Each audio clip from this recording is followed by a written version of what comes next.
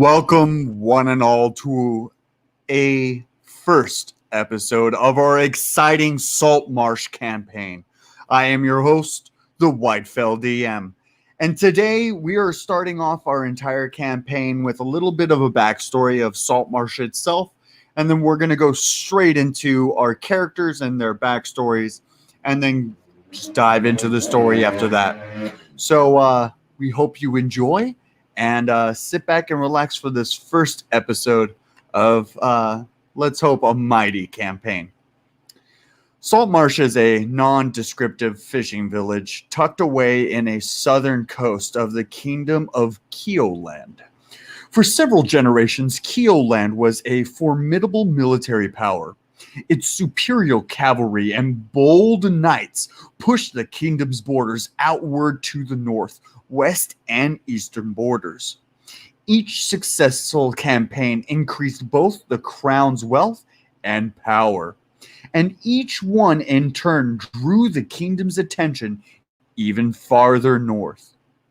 The southern coastal regions of Keoland remained a backwater. The crown's benign neglect allowed piracy and banditry to flourish in this southern land.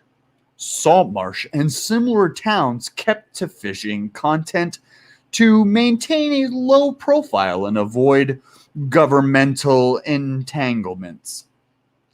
Decades ago, the pirates who prowled the waters off Saltmarsh grew strong enough to create their own realm, a loose confederacy known as the Hold of Sea Princes. With the rise of the nation, increased raids on Saltmarsh and its neighboring towns. The Sea Princes, raiding ships, pillaged the coasts for more slaves and support their growing realm.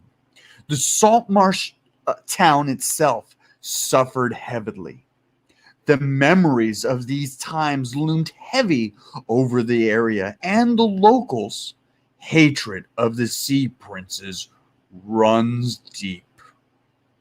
In time, Keoland's victories in the north gave way to a strange string of defeats in which its neighbors pushed the kingdom back to its original boundaries. With the world closing in, King Kimbertos Scotti looked to the south and saw unchecked banditry and a rising pirate nation. The crown struck peace treaties with its former foes to the north, raising a navy, and dealt a sharp check to the ambitions of the Sea Princes. But the conflict is by no means over. King Scotti has decreed that the pirates must be put down, the sea lanes secured, and the trade cultivated. If Keoland cannot prosper as a military force, it must grow mightier as a center of trade in this province. Saltmarsh, remote though it might be from the center of power in Keoland, is entering a new phase in its life. As it reacts to the king's plans, the crown's agents want to expand the village's port and make it a prime location for trade with the whole world beyond the waves of the water.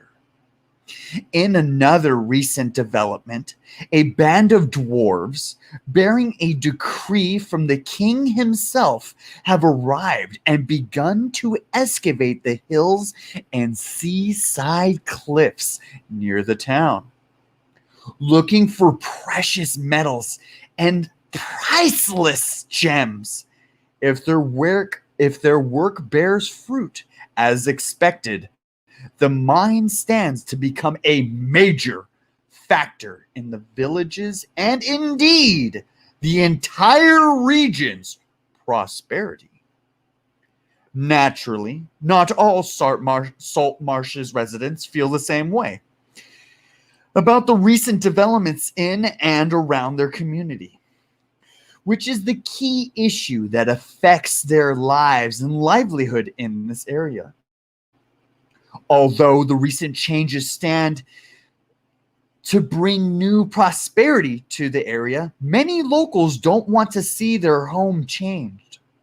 At the same time, as an undercurrent through all the goings on, agents of a secretive and mysterious Scarlet Brotherhood work to thwart King Len's ambitions while advancing their own. Saltmarsh's future rests in the hands of simple three factions that compete for supremacy in this area. Two of the factions represent the opposing sentiments that have grown in the town in recent years. The third is a secret group that seeks to undermine Saltmarsh and seize the entire control of the region. These factions struggle back and forth and play out in a day-to-day life of the townsfolk and the political maneuvering of Saltmarsh's town's council. The Traditionalist faction is an alliance of prominent fishing families and merchants in this town, along with workers who rely on those industries for a living. The Traditionalists remember the terrible times during the Sea Prince's raids and have no desire to see the Crown's ambitions lead the open war. The smugglers, on the other hand, who operate in the area, tend to be traditionalists. Most pose as merchants and rely on their own local contracts to move goods through the region without interference from the town's guard or loyal agents. Smuggling has long been an easy way to make money in Saltmarsh. The locals generally look at one another, seeing it as a victimless crime. The Traditionalists, who like to see the dwarves' miningless efforts fail and interest from the north wane, so that Saltmarsh, dependable fishing trade, can once again thrive, and the smugglers in the area are left alone to do what they do best. They resent the intrusion of outsiders seeking to transform Saltmarsh and undoubtedly drain the power from the fishing families and gain the dwarves and merchants. They shall take all of it away. This faction relies on 2 council members for representation in this area. Edda Owlland leads the faction and can count on Gellin Primewater to back her up whenever she needs. Anders Solmore is young and unpredictable, but he is supported by traditionalists wide and far for his viewpoint on most issues. At their best, traditionalists are community-minded folk who want Saltmarsh to return to its old ways and do what it does best, arguing that the town has survived for a century by sticking to its original priorities. They suffered mighty due to the Sea Prince's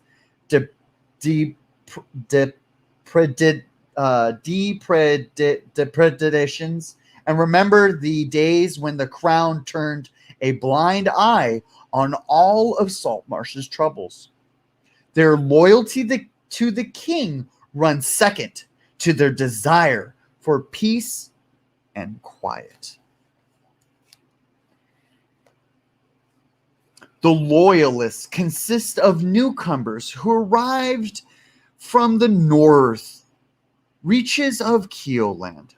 Loyal to the king Kimbertos Scotti, they feel that the town should focus on becoming a useful asset to the crown and value the good in the kingdom before the good of the region.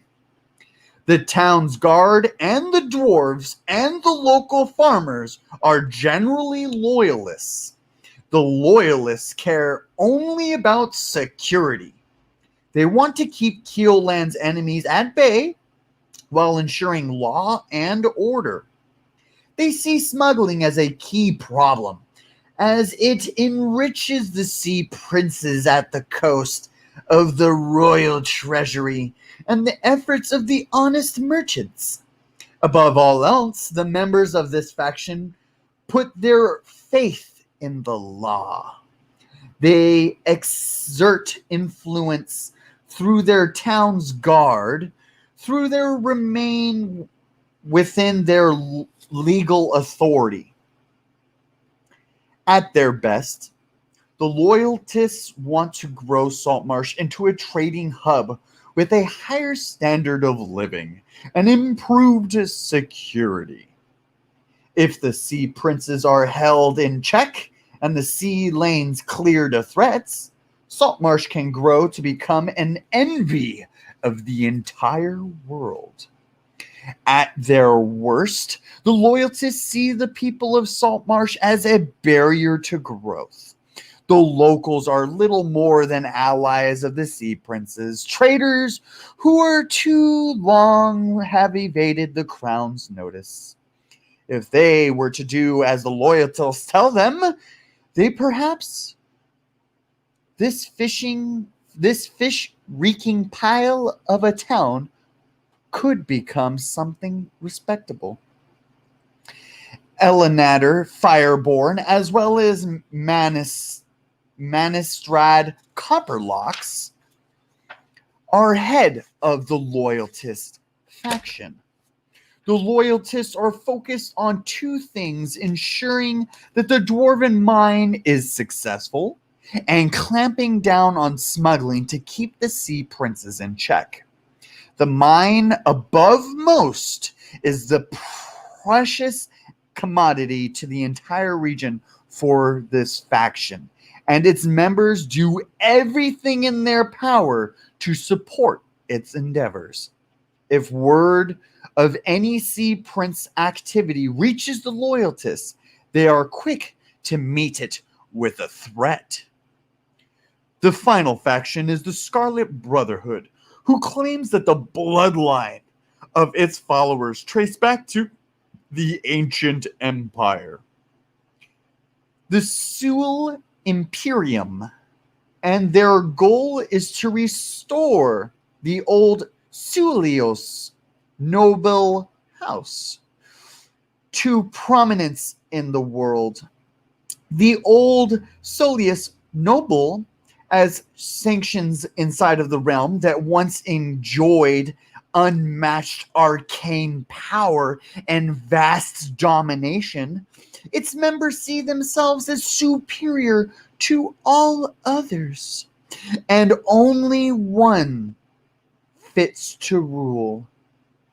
For decades, this group has been concocting a conspiracy to spread fear, chaos, and uncertainty across the land. When the time is right, the Brotherhood will strike to as hard as they can to seize reins in the kingdom all across the world. Already its assassins have slain those who might oppose their sinister plans. In almost every court in the land, from the most remote backwater barony to the imperial courts of world powers, the Brotherhood's agents have quietly assumed positions of power and influence. In Saltmarsh, the Brotherhood supports Councilman Anders Salmar and his family's trade cartel. They hope to use Anders in destabilization of this region, weaken the crown, and clear a way for the Scarlet Brotherhood to seize control once and for all. The Brotherhood arranges for the Saltmarsh ships to meet with eager merchants in distant ports who pay well above market price for his goods, ensuring his popularity and dependence on Brotherhood contracts.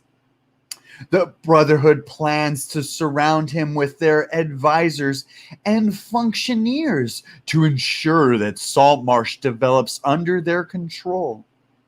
They indeed intend to ignite open war between Keoland and the Sea Princes, leaving both realms battered and weakened, so that the Brotherhood can move in effortlessly. Unlike the other factions in Saltmarsh, there is no good side to the Scarlet Brotherhood. As unrepentant megalomaniacs, they are villains through and through. Finally, we get to the militia and defense of Saltmarsh. 100 trained warriors serve in the town's guard. Each of them wears studded leather armor marked with a town's guard's badge, the Green Reed of Saltmarsh, and armed with a billy club while patrolling in town. The guards work in pairs, operating from 2 guard houses built near the road into Saltmarsh. A smaller station at the docks quells with the fights that breaks out there nightly. The captain of the town guard is Elendar Fireborn, which we have introduced to you earlier. The guard also patrols the area around Saltmarsh on horseback and can be seen daily. Groups assigned to this duty are more heavily armed and armored. They wear chainmail and wield gigantic longswords and heavy crossbows with poison-tipped arrows. A militia of 500 residents can be mustered to take up the defense of the town if it comes under attack at any moment. The militia members have undergone minimal training since they are expected only to keep an enemy at bay until the king's forces arrive. A small force of Marines, veterans of the force, watches over the docks and, if needed, can take to the sea to meet the threat of the pirate ship or shogun incursions. The Marines are hardened veterans of several battles against sea princes. They are led by a married couple, Tom and Will Stotley, veterans who have fought dozens of engagements against pirates, raiders, monsters, thieves, and bandits. The guard is seen as something of a meddlesome force here in Saltmarsh. Since most of its members are drawn from its military veterans who migrated here from the Crown's blessing, townsfolk tend to see them as a brutish thugs who get away with anything. Though they are quite quick to the call, they are trouble. Anytime that trouble arises, they are trouble themselves. The local law enforcement here in town are just the simple town's guards themselves, who arrest lawbreakers and imprisons them in the town's jail. In most cases, criminals pay a fine and are simply let go. Those who cannot pay are required to do work off their debt, usually put to work sweeping streets or helping their construction projects inside of town, making the bustling Saltmarsh even more prosperous. If a crime requires a trial, the town's council hears evidence and renders a verdict. Enough evidence must be brought before the town's council before a verdict is casted. Crime breaks down into 3 basic categories here in Saltmarsh. Petty crime, which is public unarmed brawling, pickpocketing, and other crimes that cause up to about 50 gold pieces in property damages are classified as petty crime. The accused of this crime pays a simple fine of 2d6 gold pieces or 1 day of hard labor per gold piece owed to the council. A minor crime is, of course, an armed assault, defined as an unfatal attack made with a weapon, along with other assault or property crimes that causes more than 50 gold pieces in damages, but less than 250 gold pieces are minor crimes. The perpetrator of this crime is sent to a fine of 100 gold pieces or to serve out 1 to D4 years in prison or forced labor due to the amount of gold pieces owed to the crime. And finally, we get to the worst, a major crime.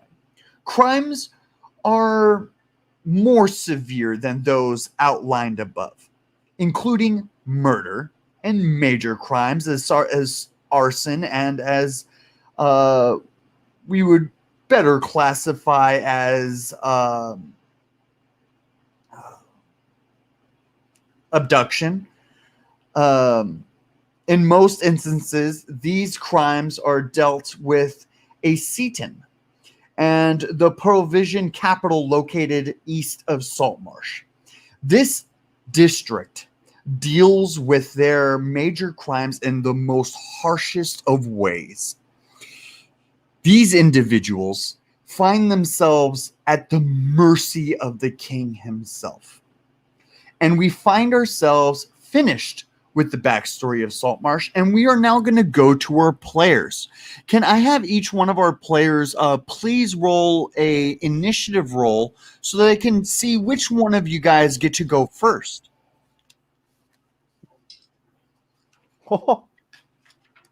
20. Nice. And please lead it away. Who am I? I'd given up on the answer. I can't remember my name, nor what I look like. My family and friends, did I ever have those? Are they locked within what remains of me, forever bound in my spirit, in a language I cannot understand? I do not remember my life, but I remember my death. I remember the abominations created and manufactured by those Council of Mages fools as they dragged me across those black stone floors. I remember the feeling dissipating from my fingertips as the ropes that bound my wrist cut my circulation. I remember the chanting and the burning upon my back as the sigils drawn from the blood of the townsfolk burst into flames, while I lay helplessly next to the vessel that would be my prison.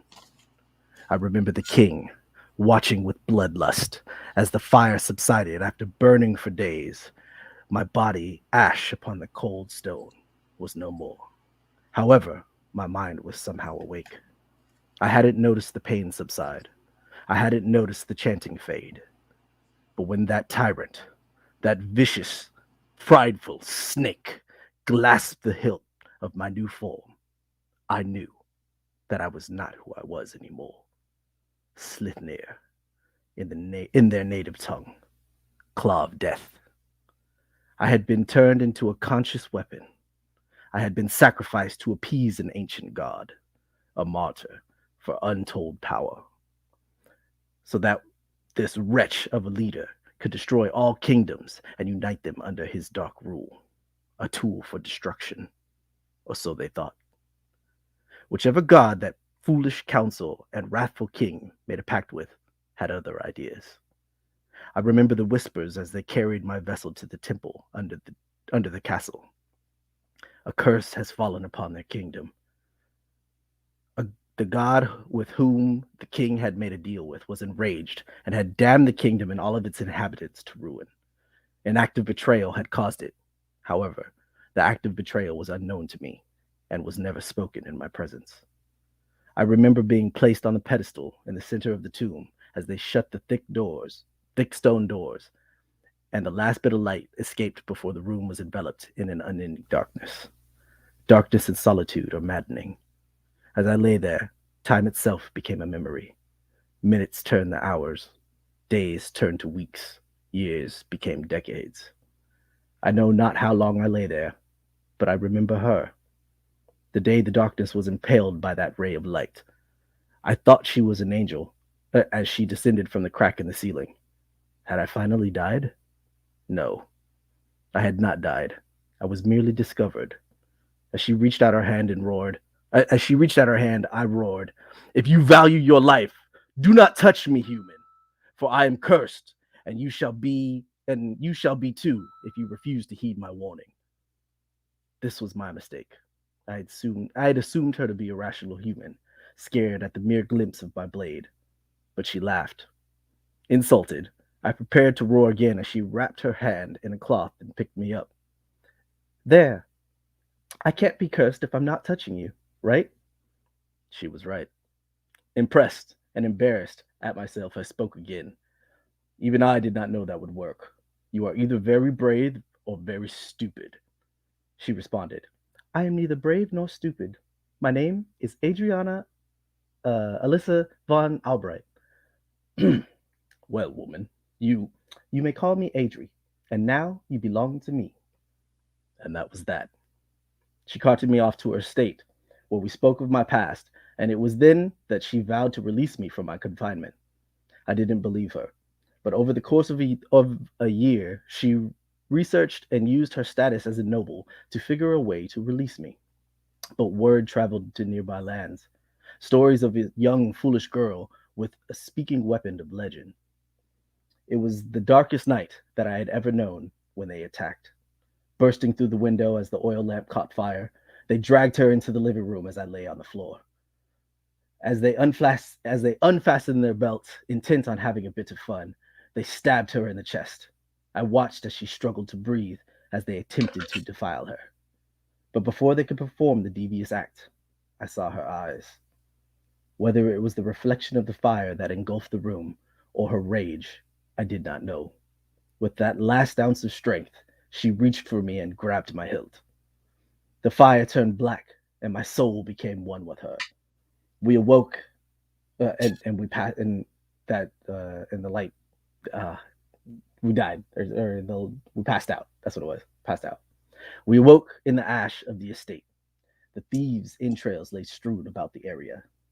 Audrey, now cursed, stood grasping my blade between her petite fingers. Blood tears fell from her eyes as she looked upon the charred body of her daughter, Ilya. Not a word was spoken, but as we looked upon the bodies of the thieves, her rage fled again. In the thieves' hand lay the sigil of her older brother. She will always remember this betrayal, and I will remember as well. And then we set off from the estate and we travel our ways to, where's the map? To Saltmarsh Tavern. Just Saltmarsh, the town. All right, and then the next person, Reef, go. Me again. Cool. So, I am not sure why I'm trapped in this metally coffin.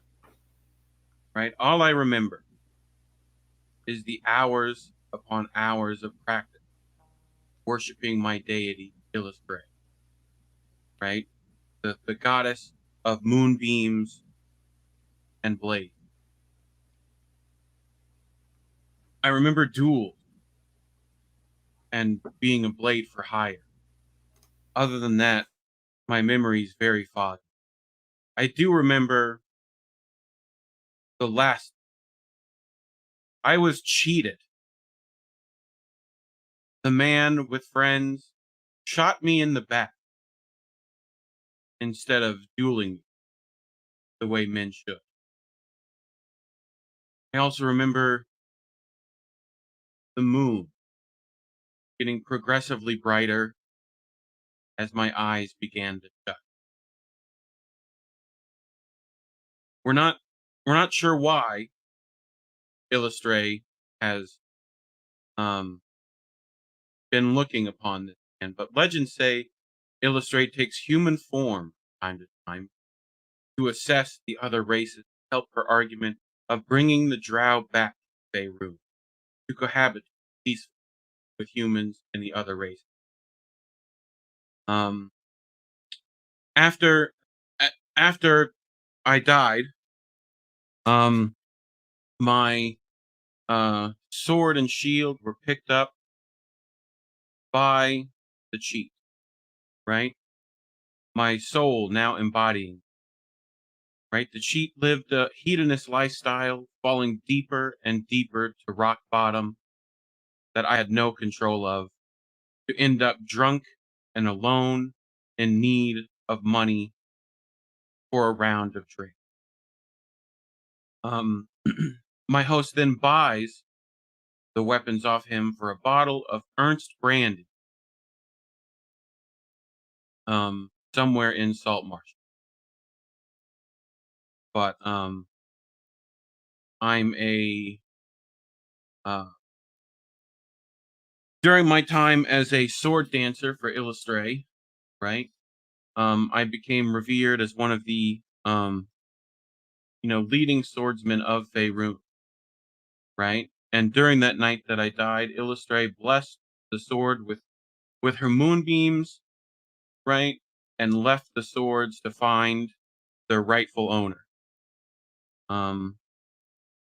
Which I think leads us to now, right? Of my host, who's a smuggler in the region, right? Who was an orphan, right? She Marina Storm is her name. She has scars caused by lightning strikes over her body.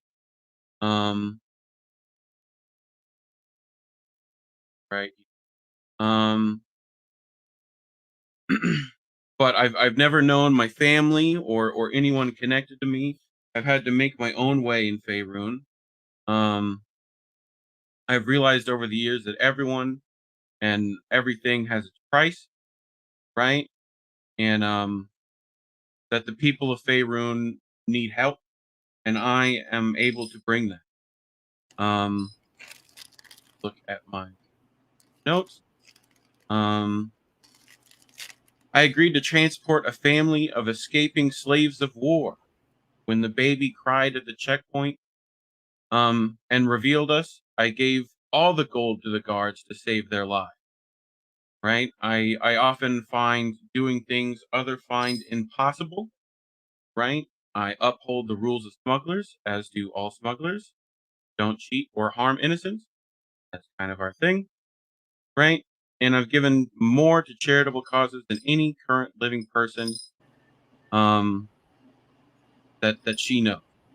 Nice. How did you? What are you currently doing inside of the town of Saltmarsh right now? I am probably trying to gain equipment for another run of smuggling. Excellent. And then we're going to go over to. Oh, you still have the old title from the last campaign. You're going to need your new name of your host for this campaign. And your audio is off as well. Audio check, audio check. Check, check, 1, 2.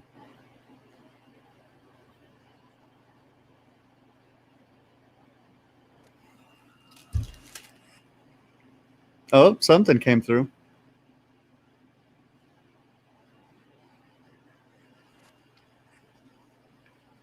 Nope.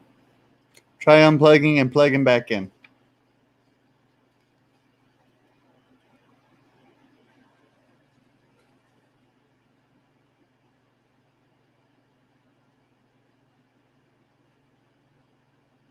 And then unmute yourself because you're muted. Nope. I hear static. I do hear static. Do you guys unmute yourselves? Do you hear Ayana on your side? Nope. I don't hear anything. Yeah. Okay, so it's not just me. Okay. Try making sure your mic's the right one plugged in. Oh, in the cam settings. Yeah, so go to cam and mic settings, bottom. No, not physically plugged in, like in the app. Yeah, in the app. So go to the settings at the bottom. Yes, I'm pretty sure Ayana knows that whole process. Oh. Yeah. Okay. So until you get your mic set, I don't know how you're gonna do this. You're gonna have to fix your mic. Try to fix it. Give it a second. Glasses raised. Oh, it's hilarious. Okay, so all right, until that microphone figures out what's going on, we're gonna go straight into the campaign. So you guys already have the town map, correct? I do I believe. think this is the same town map. You sent another one that's sideways, right? I just sent two different ones. One, Yeah, the one that's got like the Carpenters Guild down at the bottom and yes. the standing stones and stuff. Where would my Yeah, that's the question I'm going to ask you guys. Where exactly are you now? When me and Adri came into town, we were walking by the cemetery of Saltmarsh. Can you share your screen, Slith? Let me see. Share. And then that way we can see the map. Then you could kind of designate where you are because you have a little mouse. Can you see the map? You have to share it through here through the StreamYard. Oh, there we go. Entire screen. I need to select the. Oh, it's not letting me. Oh, there we go. Okay, got it. How about now? Now, Yeah. yeah, and then put on. Just like that? there you go. Perfect. Okay. So now you could zoom in, right? Yeah. Well, I'm zoomed in like as far as I can go. Well, not far as I can go, but I can zoom in. You want me to zoom in more? Like this? Yeah, just so that you can see where the hell, because we can see what you see, so it's fine. Oh, okay. Okay, so we're strolling into town over here. Okay, Okay. all right. And then what are you currently doing at this very moment? Oh, Like, okay, what is okay, your okay. character doing?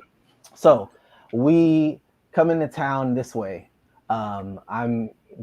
She's holding me like around her back. She's draped in a cloth because that's all that was left after the fire.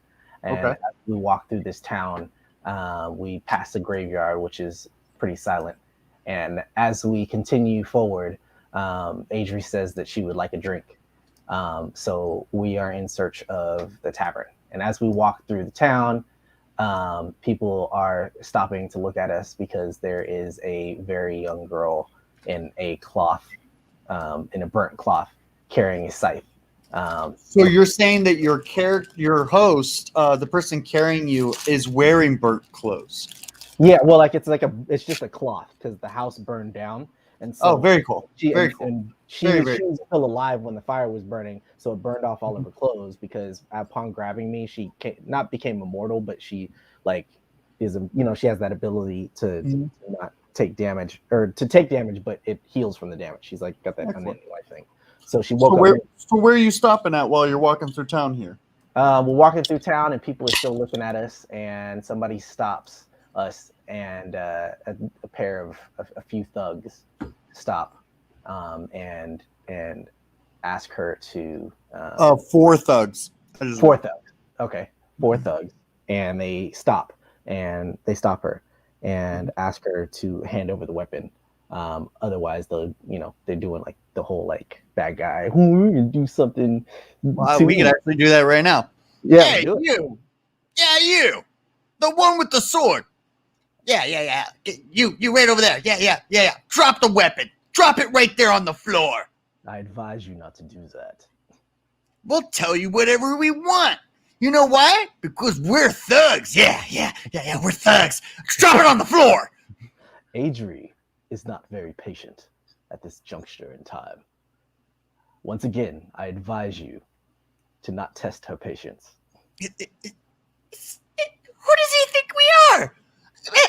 Pull out your blades. We're gonna shank this fool. And in one swell motion. They brand small shivs. Oh, Each okay. one of them brands a small shiv. Okay. She is going to. Oh well. Aren't you? You're not going to control Adri, are you? Because you're the host. No. We're still at level 1. I thought. Yeah. Okay. All right. Okay. So I'll do it. So Adri takes the scythe in her hand and swings it to attack the two closest to her. Okay, but you need to remember that you transform immediately when you enter battle mode. Like Transform. immediately. Like I transform into my wraith form. Yeah. Oh. Immediately when you enter battle mode. Oh, okay. I thought she was wielding me as a weapon. No. You transform the host. Like, go, Power Rangers! Oh, You know? okay. Yeah. Okay, so we enter battle mode, or I transform the host. Wait, I instantly transform the host and take over her body, but like after battle's over, she reverts back to herself. Right. Okay, cool. All right. So Can you hear me? Yeah. Can you hear Yes. me? Sorry. Wrong thing. My bad. Oh, no, I heard yeah, Ayana for a Ayana. second though. Like I heard Ayana's voice come through. Something's going wrong with that mic. I can hear you every now and then I just hear static. So just until it works. But I heard your voice for a second there.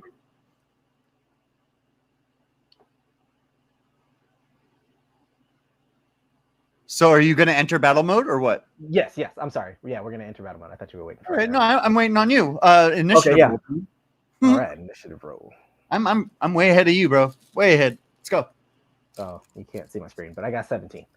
Okay, so I got a 5, a 4, a 12, and a 15. Oh wow. Okay. I dig Adri's heels into the ground and swipe across, dealing damage to the two that are closest to me. All 4 are the same distance. Okay, so I deal damage to all 4 as a wide sword. Okay. Yeah. All right. You're doing it as a melee attack, so you won't need to do an AC check. Okay. Can you deal damage? Yes, and I believe I just hit my. Let me see. Ghost with creatures. Oops. Why are you not pulling it up? Okay, there we go. All right. So. Let me generate these guys' HP for you. Okay. Roll these dice. Spot What What command. What am I rolling again? I don't remember what my hit dice was. I don't know. It's whatever battle you want to do, dude. Oh, dang! I thought. Okay, I thought I had put it on there. So I'll roll. What is it? A D10 for damage? No, it's Roll it. you have either your melee attack or your magic attack. What are you? Oh yeah. Oh, okay. I'll use destructive wave then. You strike the ground, creating a burst of. I thought you were cutting them in half with a melee attack. What are you doing? I was gonna do that, but like I don't know what my hit dice was. It's not on. I thought I wrote it down on here, but it's not anywhere. I was looking for it. Well, if you're magic, you only have 2 magic attacks and no melee. Oh yeah, that's right. I was a magic. Mine was a magic. You're pure magic. Yeah, I'm pretty magic. Okay, so then in that case, I'm forget the swiping thing. I'm gonna use destructive wave. Okay, that needs an AC. Okay, cool. All right. And if you check the Dice Maiden, you can see the HP of the guys you're facing. Oh, okay, sweet. Okay, let me pull that up. Which one did we enter? Roll those dice. Roll those. Roll those dice. Okay. Nice. All the way down at the bottom is their HP. Those are the HP of the 4 guys you're fighting. Oh, sweet. Okay, awesome. I'm going to use destructive wave. Oh yeah, first I Put it gotta back on the map, though. Oh yeah. Put it- Sorry. You're sharing screen. There we go. There you Sorry. go. Okay, so let's roll for accuracy. I got a 15. It's coming through, kind of. You're just super low. Can you hear Ayana when he's talking through the mic? Or is it just super low for me? It might be super low for you because I can't hear him. Okay. Dude, that mic sucks. Hardcore. Is it new? No, it's just we've had this issue before. Like it'll work like 100% of the time, and then it'll work 0% of the time. Oh, damn. And I think it's the cable. To be honest with you, I think it has something to do with like the cable connection. Oh. Because sometimes it's just like straight off of the bat, Hemlock's voice will come through like super clean. Mm. It can't be on my side because all three of us are listening to the same audio.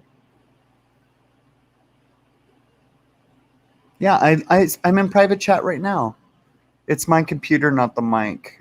Shut the fuck up. I have no fucking... Stop talking and listen to me because no one listens to me in the chat. I'm sorry I don't listen to you in the chat, all right? I'm sorry. It's all my fault. Blame me. It's my fault the microphone doesn't fucking work. Where's my notepad? I don't know. You're sharing screen, man. We're in the middle of a battle. What the hell is going on? Oh, I thought we were waiting for Ayana. I thought you were talking about Ayana. I rolled a 15 for my accuracy check. Okay, so you go first. So Oh, okay. I'm waiting on a damage deal, bruh. Oh, okay. So I roll 5d6 for damage. Oh, I'm sorry. You have to. Each person has to make a Constitution saving throw. Okay, thank you. God, Okay. Jesus fucking Christ. I got Holy 17. shit. So, give me a second. What do I have to roll higher than? 17. Okay. Fail. Fail. Fail. Fail. They all failed. They all failed. All right. 5d20 damage. I mean, not sorry. 5. What was it? It said 5d6. 5d6. Okay. How about now? Yes, it works Yeah, I can hear perfectly. you. So they all take 22 damage. Disabling my microphones, every single one of them. Yeah, that works. That works. I have multiple So microphones. just let him finish out his battle Yeah, it's phase, fine. and then you could introduce your character. Yeah, that's fine. You So- are repeating twice, though. I can hear your voice 2 times.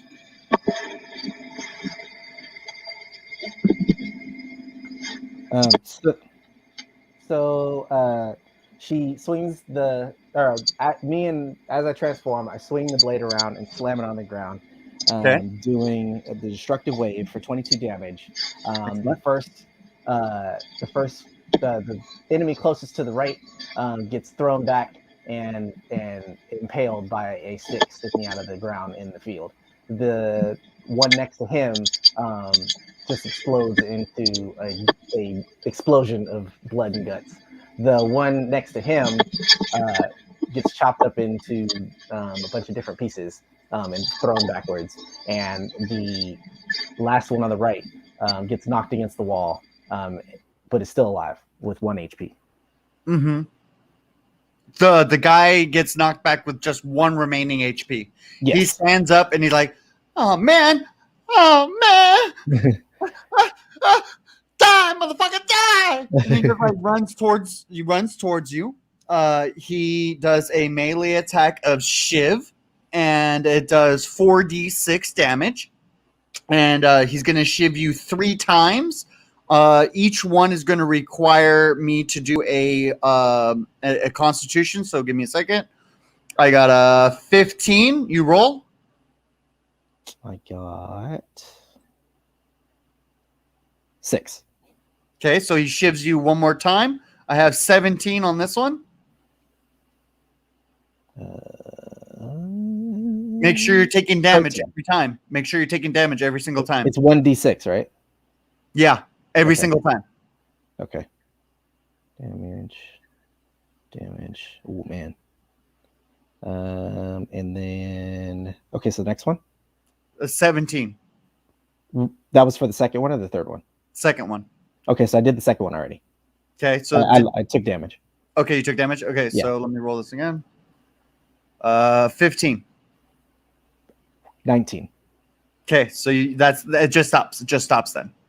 Okay. Oh, it doesn't. Okay, it doesn't continue the. No. It has to be consecutive. I have to keep doing it over and over and over again. It's a shiv attack. Oh, okay, cool. Yeah. And then I'm going to pull out a It's kind of like a flare gun, but it's more like a pop where it's got a string at the bottom and you just pull it and it shoots a firework into the air. Mhm. He's gonna fire off a signal flare, and that'll alert any nearby sea princes to my assistance. So it is officially your turn, or a re-roll for initiative. So give me a second here.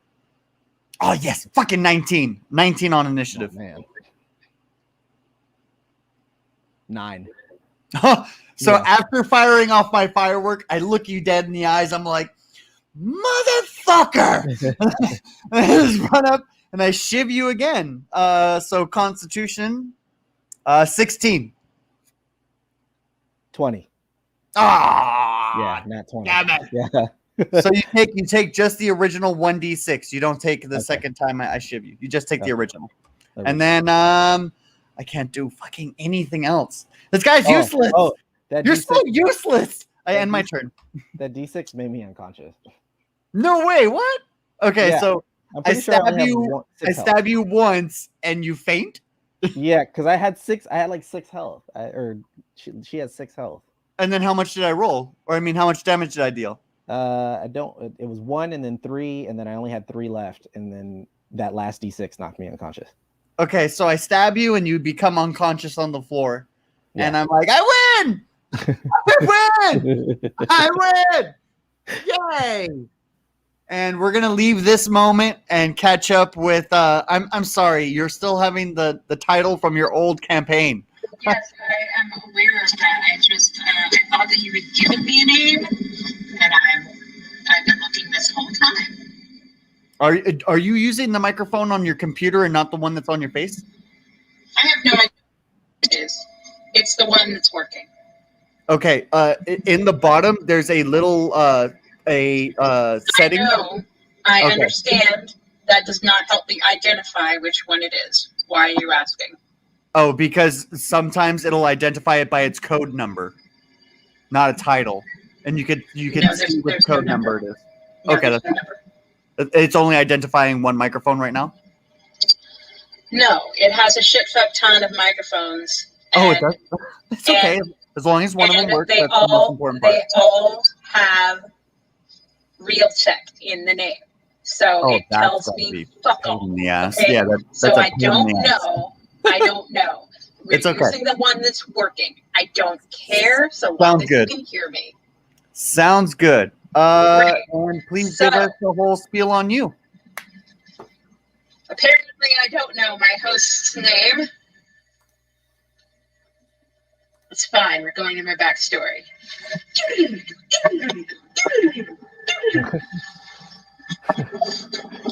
At the dawn of time, there were a set of dragons rushing quickly towards a dark figure, running towards a gleaming gem,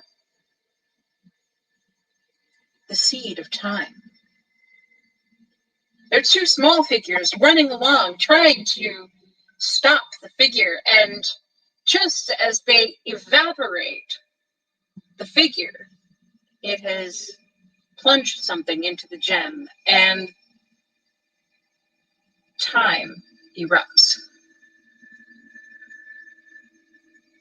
My character's soul, having been thrown through time so many times that he doesn't really remember necessarily which time he's even from, or which reality, or multiverse. What is existence anyway?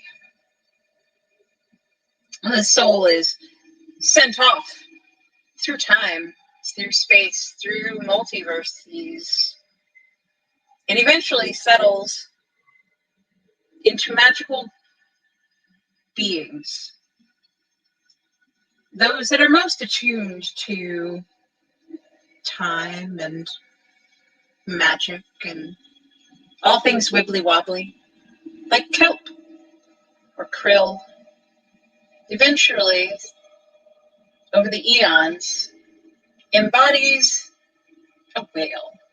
This whale is killed by a merpeople and eaten in the way of mer people, is used in a number of ways. One of the rib bones has been carved and embedded into a shaft, making it into a harpoon. Well, that was centuries ago, many centuries ago. The shaft is cracked. There's barnacles growing on it. There's creatures that have made this harpoon its home. Having been lost in one of who knows how many mer people wars, at the bottom of the ocean, forgotten, eventually hauled up in a net by a traditionalist fisherman. Initially, he doesn't know what he's found. He just has found a harpoon. He leaves it inside of his boat and carries on because he is busy trying to pay back his debts and has better things to worry about than some janky old piece of equipment from the bottom of the ocean. Well, after that day's catch has been sold and he's got some time, he has a look at this weapon and puts it aside for later. It's days, maybe weeks before he even tries it out. And when he does, curious things happen to him. Now, he's not a very social person. In fact, he's downright evil. He doesn't like people. He prefers to be out in his boat, fishing, minding his own dang business. But sometimes he pulls out that harpoon and uses it to do strange sea fishing stuff with, which he probably is not about to disclose to anyone.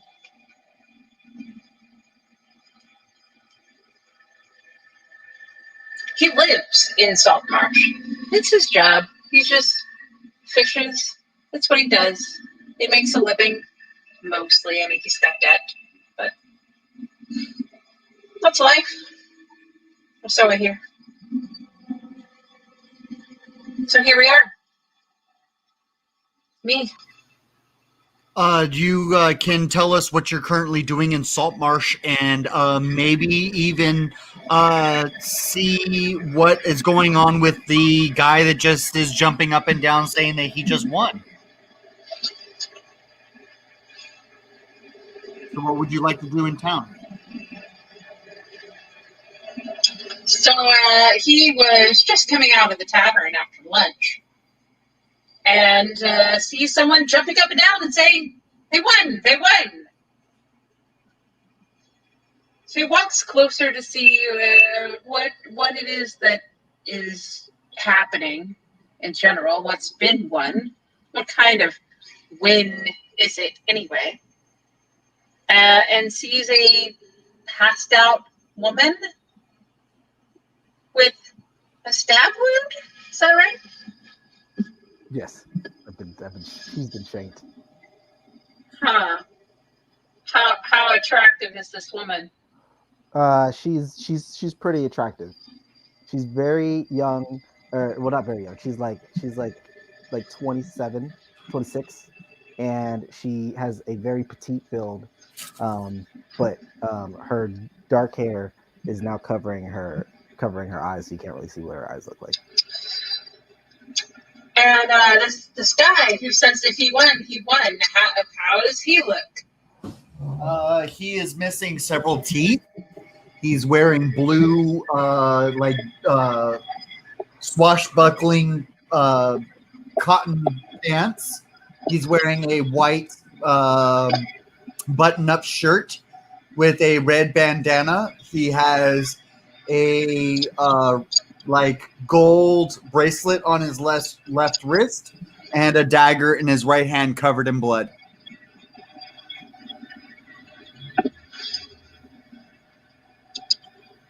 And what do I look like after your destructive wave? You're pretty beat up and bruised, but you're like limping, but you're still standing triumphant. There you go. That's what it looks like.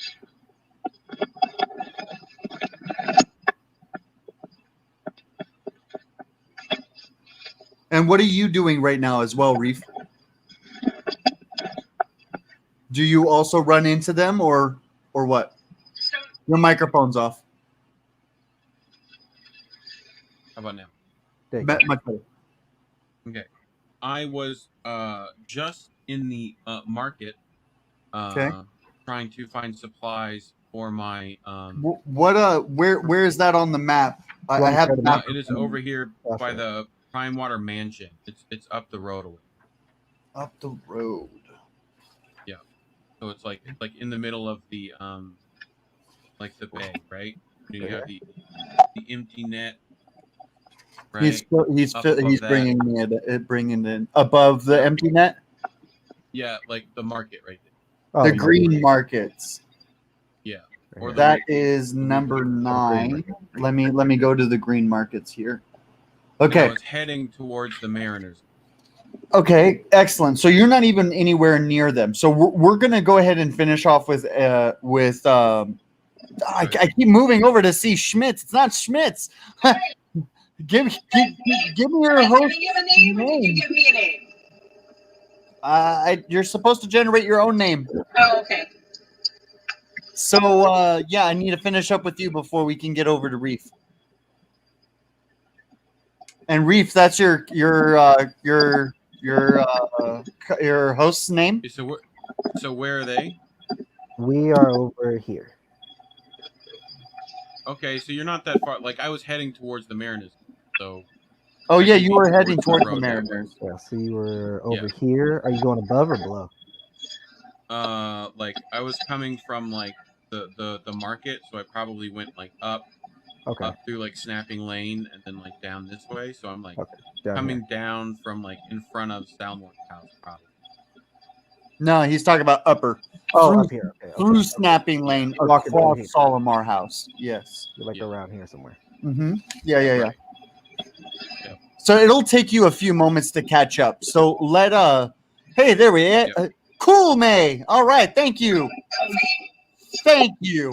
Hey. So what is Cole May currently doing? Kobe has decided to see if he can finish off this guy. He only has 1 HP. That's great. We're gonna walk up to him and punch him in the nose. Okay. Is that what you do? All right. So you walk up and you punch him in the nose for 1d4. Super. 2. So how do you kill this guy?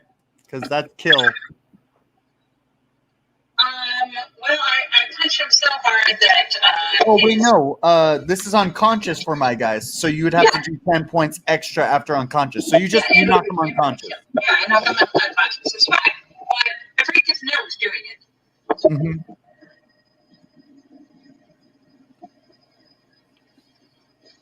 All right, and so after you save them, a few moments later, Reef comes walking down the road. Is that your host's character's name? The Marina Storm. Put that as your title, so How do I I can. You click on your 3 dots over your name here in StreamYard. Oh,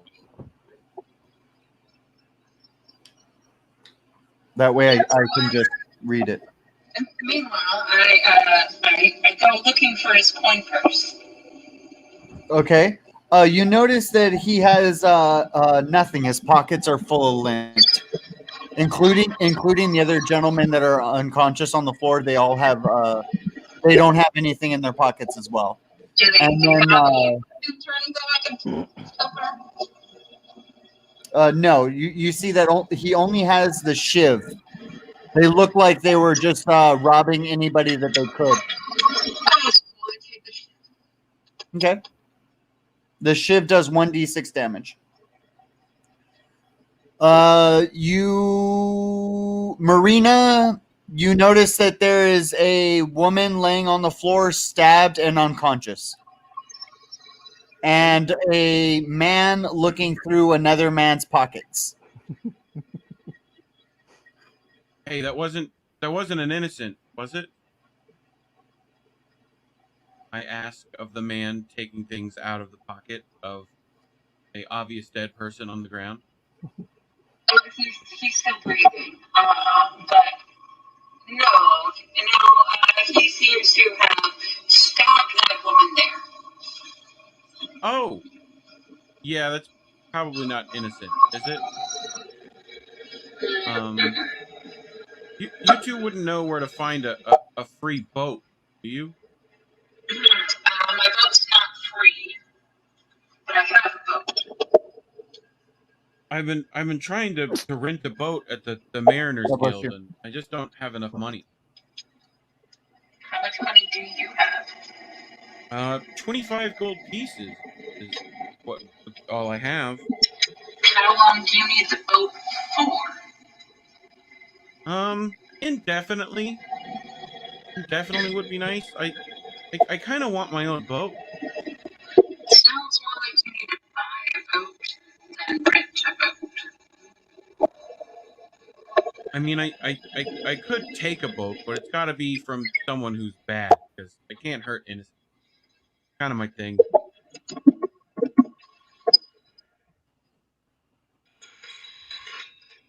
And who is this? Who is this other young lady? Some unfortunate lady. Do you know each other?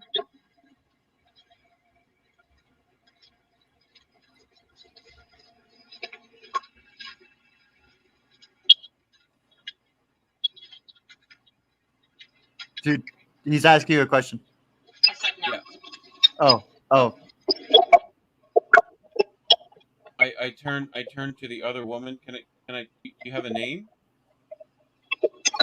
She's unconscious. He's currently unconscious Oh, and that stabbed makes more a bunch of times. Gotcha. But the wound is slowly healing. Is it? Okay. Yeah, Oh shit! because my weapon it doesn't prevent death, but after a while, any organs or anything that's would have caused death regenerates kind of. That's awesome. Yeah. That's really cool. Yeah.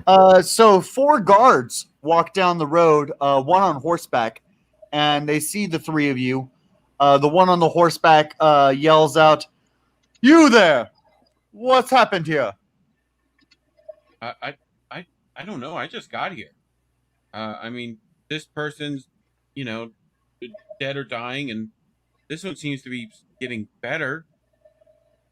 He hops off of his horse, and you can see he's clearly wearing plate mail, and is in lead of the other gentlemen that he's with.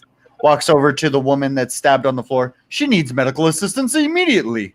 Why are you leaving her just here in the road? Test. And as he stares at her You- wounds you- start to close, he's shocked. Much better. Wow, think it's like better. 1,000 times Yeah. better. Yeah, way better. Like 1,000 times better. Perfect. So he picks her up, and he's just astonished at how fast your wounds are healing, and he questions to himself, should I bring her to a medic, or should I? What am I holding? As a normal human would question, because no one's for our viewers, nobody's special. Everyone's human in this campaign. So there's no other races so far, just humans. And so he's just looking at these wounds get healed in. He's like, what type of sorcery is this? And he stares at Marina. I have sorcery's not my thing. I'm pretty plain. I just try to move goods. That's all I do. Oh, you're a know, I local mean- smuggler here in this town? I mean, smuggling, marketing. It's all just sales. No. I just sell things. As the royal guard, we we see you as a minor inconvenience, but you do bring wealth into our town. So we do appreciate what you do. I am going to ask you only one question. Does she belong to your party? I mean, I'll go to a party with her. Is there a party happening? I'm very much No, okay I'm with asking, parties. is she a part of your company, sir? Does she belong to you? Is she your slave?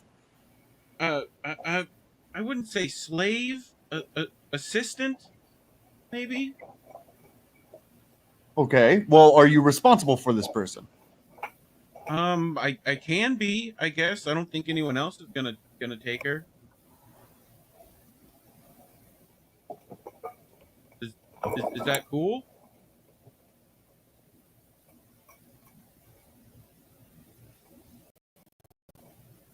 I mean, she obviously needs medical help. We should probably get that to her before worrying about who her owner is. Yes?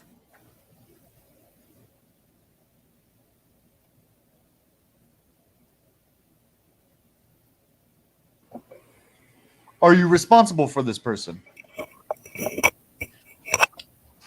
I'm gonna go with yes. All right. Would that get her medical Are help? you currently a part of the Mariners Guild Hall? Where's your residence here inside of Saltmarsh? I have a place. Very safe. Do you? Where's this place I- located? Can we escort you there? Sure. We can escort us there. Let's I think it's over near Sharkfin Bridge. Okay, so he picks up the woman that's stabbed several times, and he puts her on the back of the horse, and saddles up, and he says, "You there? Yes, you. What is your business here?" I have none. I'm just going back to my boat, minding my own business. Very well. Off we go. We're following you. What's her name again? Marina. Excellent, Marina. Go ahead and lead us to your house. Perfect. We head down the road all the way to a small like 1-bedroom house over there by going up to Sharkfin Bridge. One of those like little blue houses. Okay. These guys. Just a little safe house. Okay. Yep. Got some supplies, food, I think, right? Like not much else. I think. Okay. Vanessa awakes, or Adriana awakes, in a strange storehouse, and as she wakes, a dark essence comes off of her, and in her hand is my scythe. But it's like a little mini scythe because it just got knocked out, and like the scythe changes sizes based on like my power. So like it's just like a little tiny scythe that she has in her hand. Like a little sickle thing. Yeah, like a little sickle thing. Yeah, like a sickle. Yeah, exactly. And we look around the room, and we see the guard and Marina, and but we don't know your names yet, and Colme. And I speak through the blade as the blade turns red in the middle whenever I talk, like it gets brighter and goes away, and say, "Who are you, and what are you doing to what are you doing to Adri?"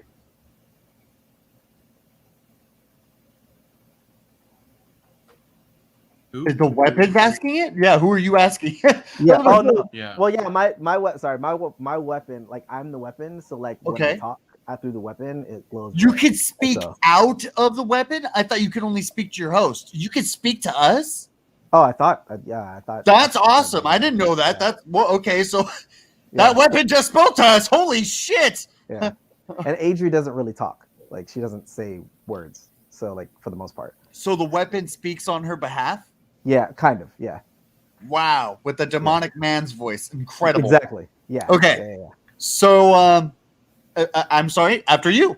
Oh, so I boom. Who are you, and what are you doing to Adri? Are we currently at the safe house, or did we just arrive? Where? Oh, We've probably been there for a minute. Let her heal. And Did I drop? No. Okay. So if we arrived, I'm gonna drop her off in your custody, and I'm gonna jam yeah, cool. as the guards. Yep. Yeah, because I got shit to do. So this is So your we- shit. so This we is your wake up. this is your chick. Okay. she- So you're she inside the wakes up. safe house. Marina, can you please give us a description of your safe house before she wakes up? Yeah, it's just it's almost like a little apartment. It's like not much, right? It was fairly cheaply, like furnished. It has like a couple of chairs, right? A table, a little pile of stuff over in the corner, right? And like 2 cots almost. Okay. Right? Like So that's what you awaken to. it's about the cheapest. Yeah. Yeah, just Go so ahead. you have some context of your surroundings when you wake up. So is Marina at this effective point the only one in the room, correct? Probably, yeah. Excellent. And her Okay. stuff and everything. Oh, while they're doing their stuff inside of the safe house, where are you currently, Coleman? What are you currently doing? It's midday, so I am headed back to my boat to go check the traps. Okay, so we are currently every 10 minutes is 1 hour. So we did 6 hours, 7. So it's about 7 hours of the day has elapsed since the beginning. And and if everybody knows what time of day it is, we all know at what time of day we spawned, right? It's over at Discord. What did we roll for that? What did we roll for that? That's a great question. And then add 7 hours to that so you guys can keep track. Because every single one of you has a calendar, and every single one of you should be keeping track of time. Where we that starts.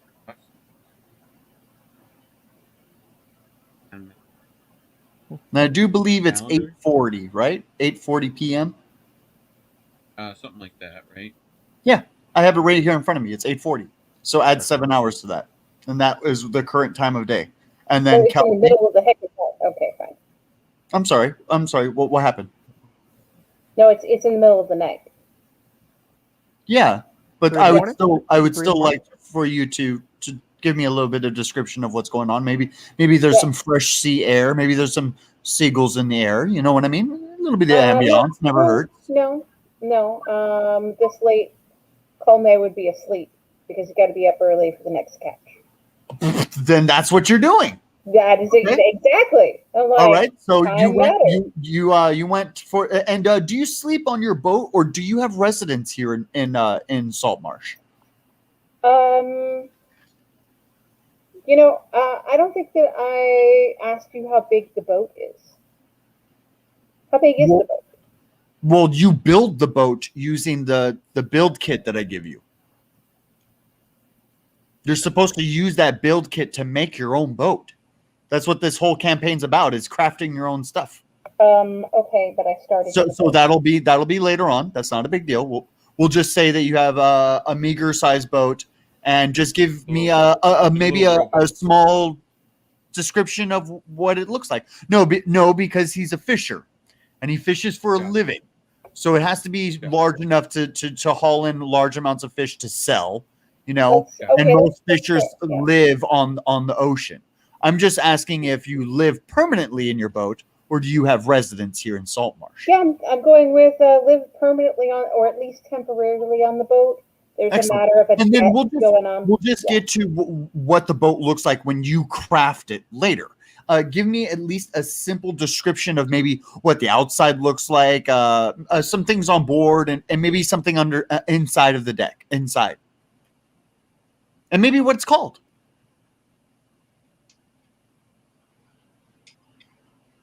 And I'll let you think on that for a second while these guys are inside the apartment. You just awaken to a empty apartment with just a few chairs and nothing. And your sword asks what one more time, please? Who are you and what are you doing to Adri? I mean, I'm Marina. What? Why are you talking? You're an item. You're not supposed to talk. Adri. It seems this man does not know us or does not know us or of our past. I'd whisper that like through like the thing to Adri, like psychically, because I can talk to her. I say, uh, do you mean Adri? I am Slith, and this is Adri. Do Okay. you were you the ones who dragged us into this room? Well, no, the big strong guy covered in tinfoil, he did. But I came with you. I wanted to make sure you seemed like you were hurt, but you seem, or Adri seems fine now. Yes, Adri will not die from a flesh wound like that. A measly flesh wound like that. What is That's your good name? to know. My name's Marina. Marina. Thank you for rescuing us from that vagrant who stabbed Adri in her stomach. Seemed to be handled when we got there. There was Really? I think a fisherman had a big pointy stick. So you were not the one to save Adri? I was not. I showed up, and there was 2 people on the ground, 3 people in fact, I think. I see. Well, maybe Adri and I will look for this savior on our own. We thank you for your hospitality. And For sure. can you please point us to the nearest tavern? Yeah, I think it's down. I think it's further south a bit, just right down there. I whisper. I mean, Adri. do you have money to buy food? I have food here. Oh, food. Food would be nice. Adri is very hungry. However, you have been so hospitable. We cannot impose any longer. I mean, I've got plenty of stuff to give. You see, I smuggle things for people, and they tend to repay things when I do things for them. And I get some nice things from them. That doesn't sound. Can I offer you some water or? In that case, I believe Adri and I will take you up upon your hospitality. Okay. I pull out, I go over to the table. There's a little couple of barrels there and stuff. I pull out, a little skin of water and, a basic ration. Right.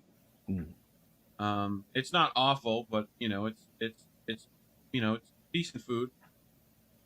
Adri takes the hand that she's not holding me in and shovels the food down as fast as she can, as if she's starving, and drinks the thing and kind of chokes a little bit, and then coughs, and then continues drinking again. All it like dribbles down her neck. Hey, slow down. There's plenty.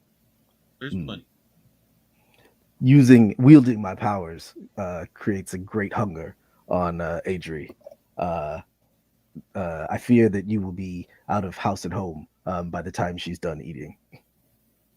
As she like reaches over and grabs like some more food from like that wasn't on the table. Right. No, look, we can still head to the tavern if you want. Or I can help you find that fisherman. I know where a lot of things are in the city, so a guide. I might be able to help you there. Yes. Sure. That would be nice. Yeah. I thank you again for your hospitality. What is your story? You're very welcome.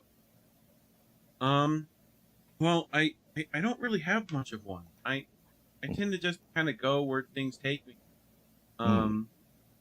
I grew up in the orphanages here, and I don't really know much. I have this tattoo of the Scarlet Brotherhood's thing on my ankle, but other than that, I don't know much. You're part of the Scarlet Brotherhood? I wouldn't say part of. I've never seen a single member. All I know is that when I show this tattoo, people let me into it. It's got me in some, high up places. I whispered to Adri, this man seems fishy. However, he does bear the mark of the Scarlet Brotherhood. We should stick with him for now. And then as a like scythe, like out loud, Marina. Yes. It would be nice if we could stick together for a while. It seems that Sure.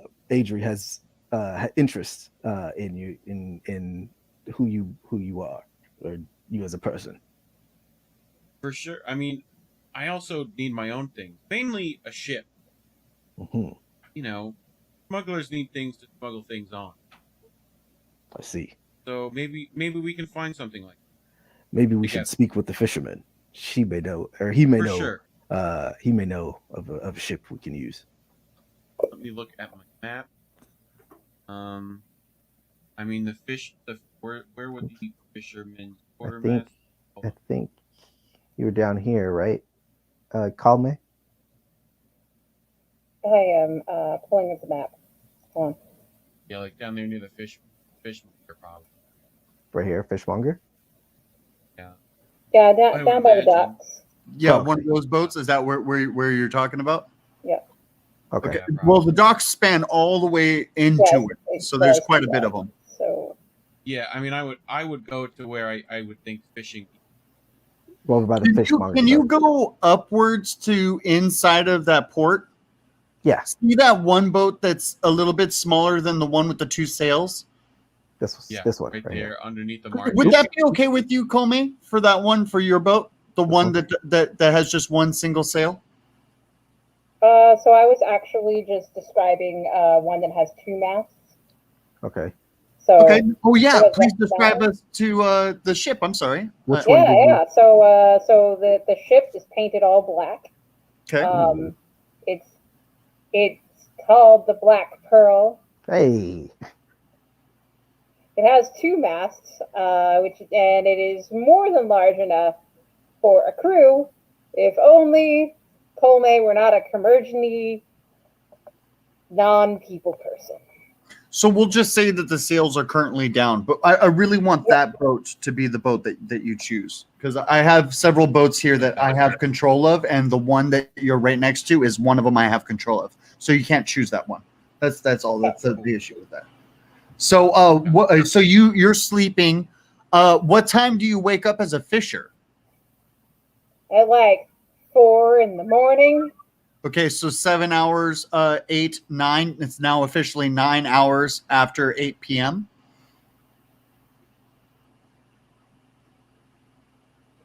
It's 2 more hours. So it's 5:40 a.m.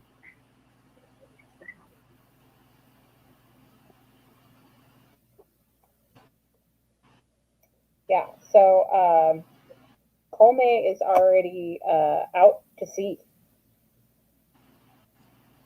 an hour ago. Okay. We can definitely head over to where's that boat at? Well, just Map. because Colme So, is awake doesn't mean that you're Did awake. you Because go you guys through a whole love it night with like no Yeah. sleep, both Marina? I think I got, but Yeah, they I'm- probably. Well, I was asleep when I was unconscious, but I think after we finished up here, we moved over to Hemlock. We were in the process of going down to the fisherman docks, but we like rested a little while after we. So it's early morning. It's you said it's 5 o'clock. Yeah, it's 5:40 Sure. now. Yeah. Okay, so yeah, But when it's we started it's this early conversation, morning. I So think it would be time you guys would be leaving towards the docks, anyways. So that's Yeah, good. the sun- Yeah. The sun's up. We're out. Excellent. Yeah. No, take it from here. All of you guys take it from here. But can I have an initiative roll on each one of you for this brand new day to see what's going to go on, please? Got an 8. 4. D20. What is that? 2. Oh, nice dice cam. 2. 2. Wow. Okay, well, I sail out at the crack of before dawn into the ocean with my nets. Right there. Everything's located on this map, Adri. Everything. So Okay. yeah, just like right here. Perfect. Okay. Mm-hmm. We might Keep go a going. little so we can see the port. Go up like this. Yeah, like somewhere in there. Okay. Yeah, sure, that's fine. She's out Just- here. They went out to go to the fishing. Yeah, that's perfect. Yep. May, So we're waiting so on you. we're What are we waiting on? You're out fishing. What else is going on? From How you. long fishing takes? how long does fishing take? There should be. Is that some all you're restriction. doing? Is just I'm sailing a two-mast boat by if you give me a myself few seconds, out to go and just give me a few catch seconds. a bunch of fish. I'm a little busy. There is a chart for fishing. Oh, okay. Just give me a few seconds. That does exist. Hold on. Is it in this chart video? Probably. Random encounters, tavern, no, it's food. Fishing chart. Here we go. No, it just says what you catch based on your roll, not how many Should be hours like- does it take. It should. So one of those should say somewhere. Fishing takes a total of 3 hours per catch of net or per net thrown, and 1 hour per lure. So how many lures do you set? I have one lure. Okay, and okay. So do you have a net, or how many nets do you have? Well, I have in my inventory. I have a net, but would it be reasonable to assume that the boat has more than the net I carry on my person? No, because you're level 1. Cool. Then I have one net and one lure. All right, so that's your hour count. And then tell us what you catch at the end of the hours. And so we're going to move over to Audrey and Marina while Fisher is fishing for fish. What are you doing at the markets? Oh, by the way, what location did you go exactly is to in those- specifically? May I ask? I'm gonna say we were gonna go to those fishmonger plant, right? Like the Fishmonger top, plants? right? What's in my safe house again? I forget what everything's. Yeah, At your safe house, it's bare minimum. It's just a couple chairs, a fireplace, just bare necessities. No food, no rations. Okay, all right. We probably used what was there. 18. Okay, right here. Fishmonger's plants. You I guys pick ready? up- The fishmonger's I pick plants. up my stuff and head that way. Okay. The fishmonger plants are a large fish processing buildings in this area reeked of prosperity and fish. All are engaged in salting or brining the catch brought in by the newest fleet of the day.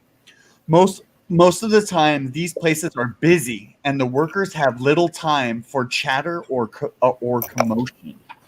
So you're going to see a lot of people just back and forth salting and brining fish, pulling them off of the ocean, and just really just getting right down to it. Just cleaning out all these fish. Lots of fish guts everywhere. So me and Adriana are walking along. I have like my leather jacket, like sort of like rolled around something, and I kind of take my jacket off to put it on, and from underneath the jacket I pull out a ridiculously fancy sword and shield, right?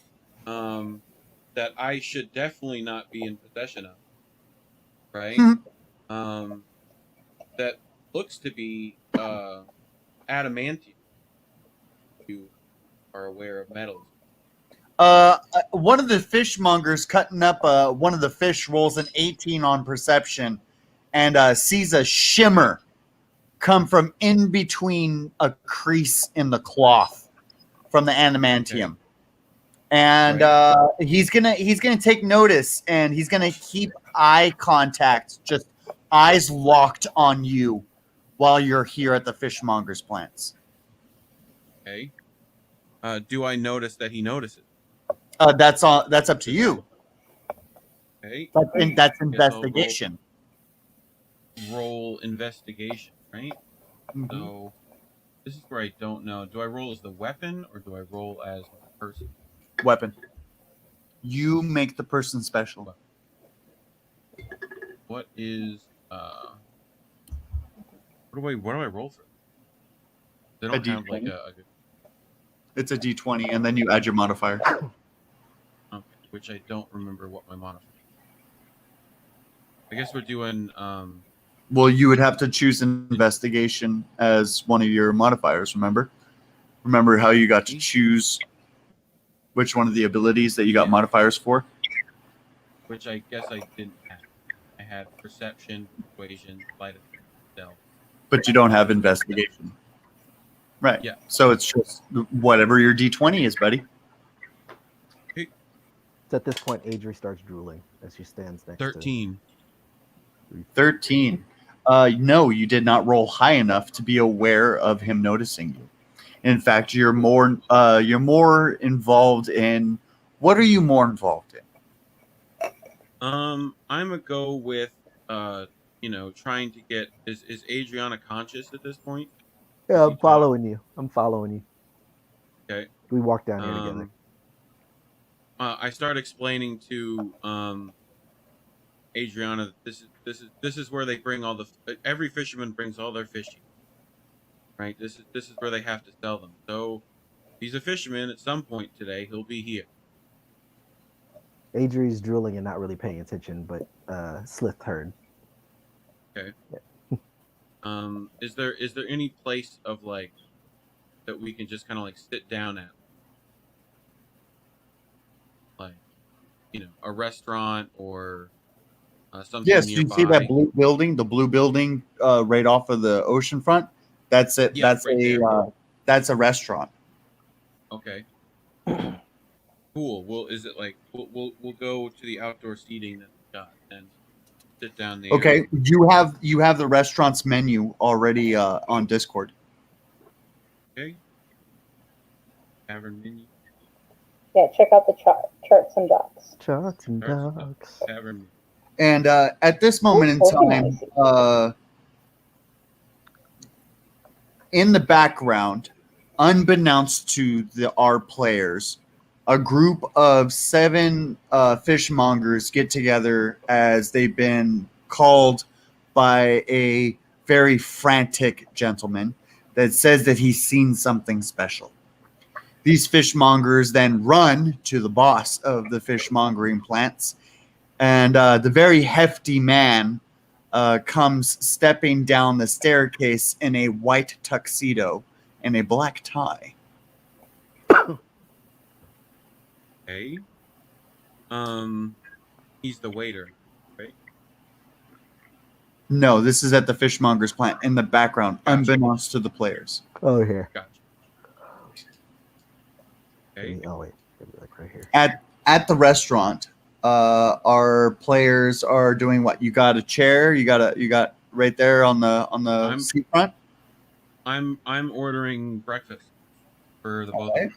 Waiter comes up. She's all like, "How can I help you?" You got breakfast? Welcome to the Krusty Crustacean. I do have breakfast. We got Perfect. quail eggs, and we got sea grass, and we also got everything that's on the menu there. Okay, I think we'll just take a Yeah, plain eggs. breakfast for the both of us, All right. which is like 3 copper pieces. I take. Okay. I'll take like 2 gold pieces out of my. What's the equivalent exchange there? Like, The currency's all up there. I post that to you guys too. So the waiter comes back and brings you the meals, piping hot. It is also kind of like a local delicacy.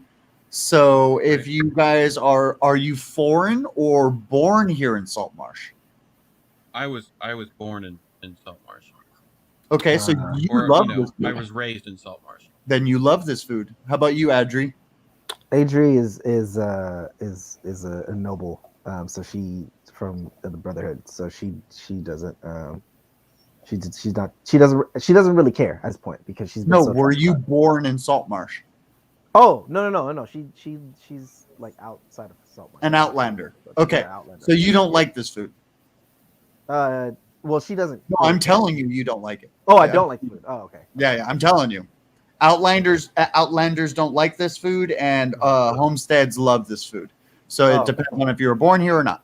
Oh, So okay. you weren't born here, you hate this food when you get it. Okay. So describe your experiences.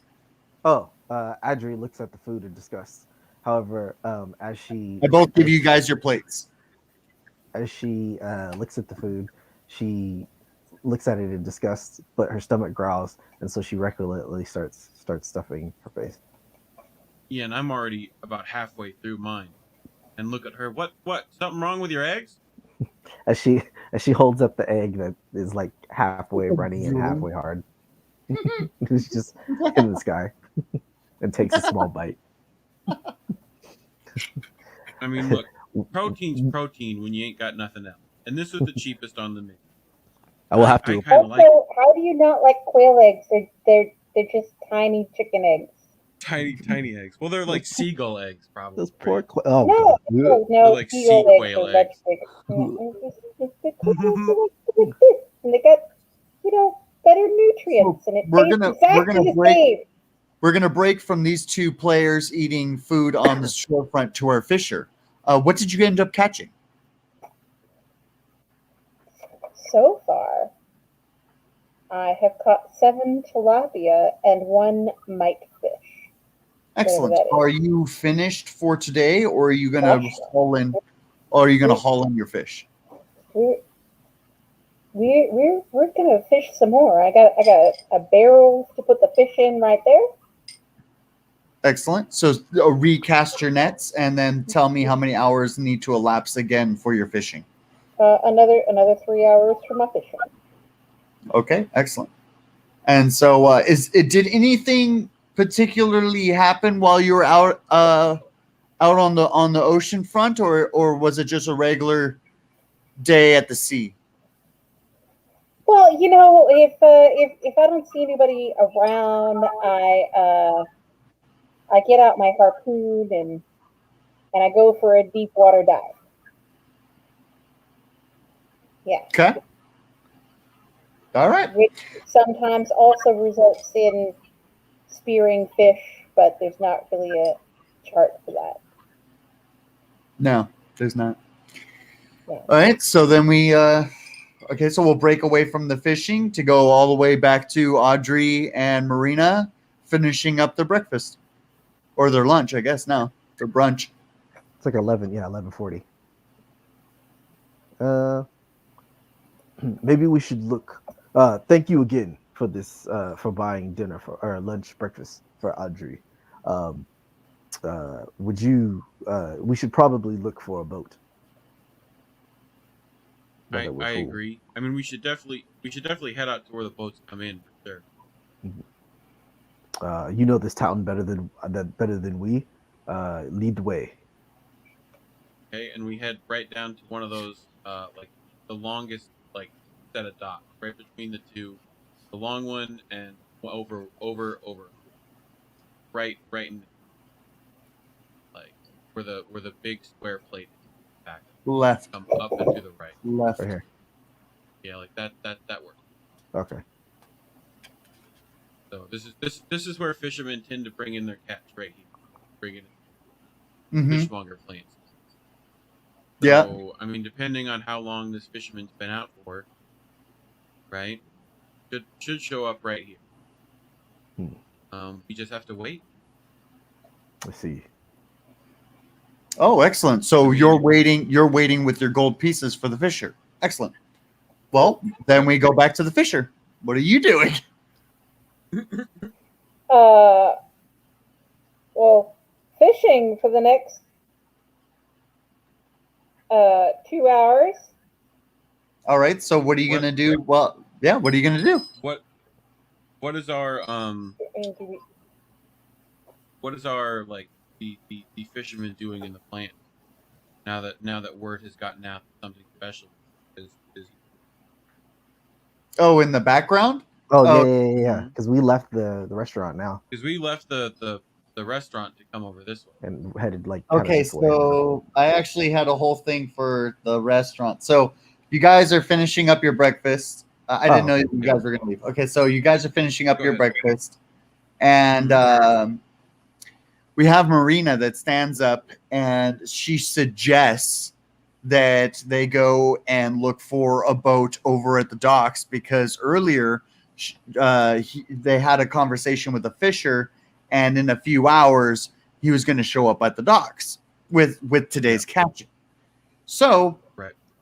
when you have your back turned, you're going to see a 12-year-old boy snatch your object covered in a cloth.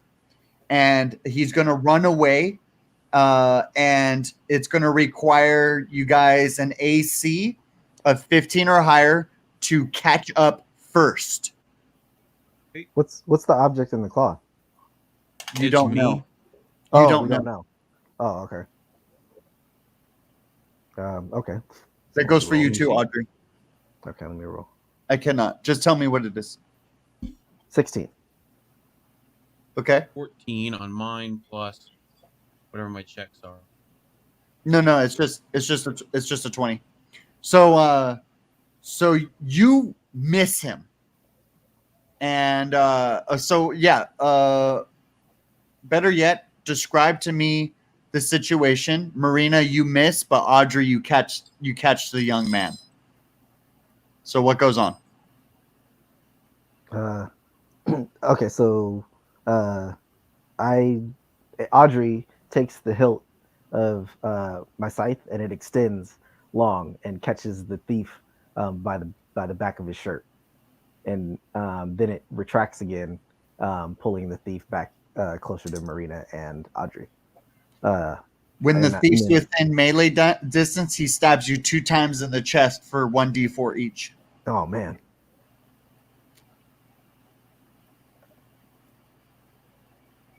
Marina, you're going to take an arrow to the left shoulder for 1d4. Okay. Your table that you guys are sitting at is going to receive 3 arrows. The chair that Audrey was sitting on is going to receive 2 arrows. And the floor that's right in front of Marina is going to receive 5 arrows. Oh man. I have 6 hit points. And they are all coming from the roof of the fishmonger's plant. Okay. I'm going to need my sword, which is in that bag. So what do I need to probably Initiative roll. try to get my sword back? Oh, And you don't get one because you're just a host. You're just a regular human being. Okay. So only Audrey does. Okay. I rolled a 17. What did you I rolled get? a 7. I got a 7. Oh, so me first. I Yeah. kick you in the shin and I run away 20 paces and I'm going to make an AC to flee. AC roll one more time against me. I got a 14. 11. I have an 8. I get away. Damn. Another barrage of arrows are let loose. 2 hit Audrey for 1d4, and 1 hits Marina for 1d4. 1 hits the table, 1 hits a chair, and 3 hit the side railing right next to where you guys are sitting at. I'm unconscious. 1.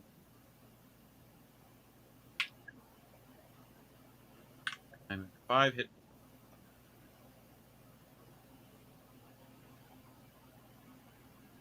Your guys' And turn. you're I'm you're unconscious. unconscious? Yeah, I'm already? unconscious. Yep. Okay. It's Well, just Marina. okay. How far away is the my stuff? Which Your person? thief has disappeared. Okay. Can I make a perception check to see where he is? It's an investigation check. Okay, which I don't have.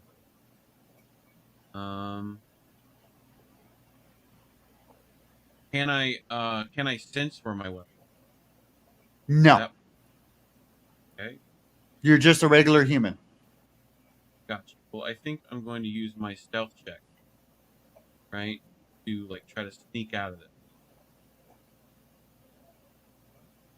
try to like find the thief later. Okay. You're going to leave Audrey under the barrage of arrows? I probably should try to bring her with me, right? Drag? Yes, you should definitely drag Audrey with you if you can.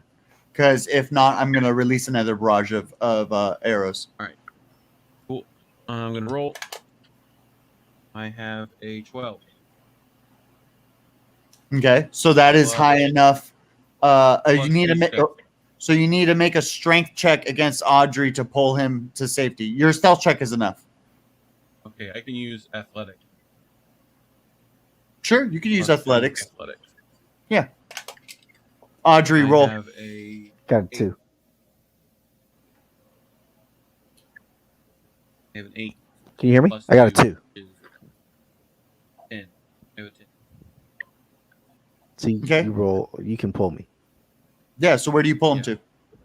Pull her to. We're gonna pull you into the shadows of boxes and smelly fish and stuff like that. Around here? Like around this corner? Yeah, that works. Okay. There's some boxes here. Okay. And I am going to try to sneak my way around into like where I thought the thief was running towards. Back this way? Mhm. Yeah, probably. Okay. But I'm gonna try to do it stealthy. Okay.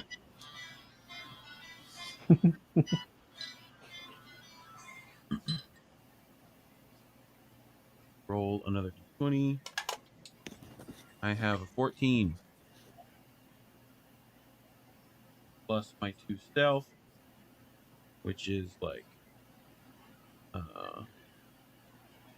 14 plus 2, 16 on that. Okay. Hopefully I can be sneaking around. Yeah, you're stealthy. Unfortunately, you don't see the thief though. Okay. Do I see anybody that was like any of the attackers at all? All of the attackers are arrows being shot from the roof of the fishmonger's plants. The blue building Okay. specifically. You're near the Um, orange building, so you wouldn't see any of that. You'd see all the fish being gutted, salted, and brined. Okay. I guess like what I get like are there's still combat happening or do they not know where either of them? No, you stealthed away. Combat's ended. Okay. Yeah, and I'm unconscious behind this box over here. Yeah, you just Okay. left an unconscious lady though. Some guards Well, show I'm a- up, and a total of let me roll 8 guards show up. These ones are all just wearing normal leather vests with billy clubs, Yeah. and they're like, "Hi there, what seems to be the noise around this parts?" Someone stole my stuff. Oh, well, that's just the shit, isn't it? What did he look like? I mean generic thief boy? Well, there's a lot of those around here, buddy. You're going to be sure out of luck. I mean he had friends. There was, you see all these arrows? And I point towards the arrows that, look like they came from the roof up there. And you also have several inside of you still. Yeah. Yeah. I still have some here and here. They shot me. They shot my Oh. friend here, and I pull. That seems to pull be a Adriana bugger. Well, what do you out want from us to the- do about it, yeah? I mean, you gotta know who these people are, right? They're in the area all the time. Well, it's not like it's all business to know who's who around here. We're just supposed to make sure you guys just don't tear each other apart. Well, somebody tried to tear us apart. So, look, I just need my stuff back. All right. Well, I'll tell you what. You tell me what it looks like, and I'll keep an eye out for it. It's a sword and shield. Looks real fancy. Paid a guy All right. a pretty good bottle of All right. liquor for And it. he chuckles to the rest of the guards. Yeah, we'll definitely look out for some smugglers' goods. I show the him traditionalist. the Brotherhood tattoo on my ankle. That's even Does- worse. does- They're Okay. no. loyalists. They hate the Brotherhood. Oh, gotcha. Well, then I don't do that. You already did. He's like, what Yeah. do you think that's gonna do you for, buddy? That's just gonna make it I mean- worse. Make it worse. What? You guys don't like the Brotherhood around here? No, of course not. You guys don't belong around here. You have no rights. You just want to make I sure mean- the king is overruled. I've lived in the orphanage right down the road here for most of my life. Yeah. Well, then you should know I mean, better, huh? I mean, And they what? just to like come and chuckle. eat They breakfast just chuckle and they here walk in the away from Fisherman's you. Wharf? Yeah, they just walk away from you. They're walking away. Now they're gone. Okay. Well, I'm gonna find a random fisherman Okay. then. Like, not a random fisherman, but like, one in the plant. Okay.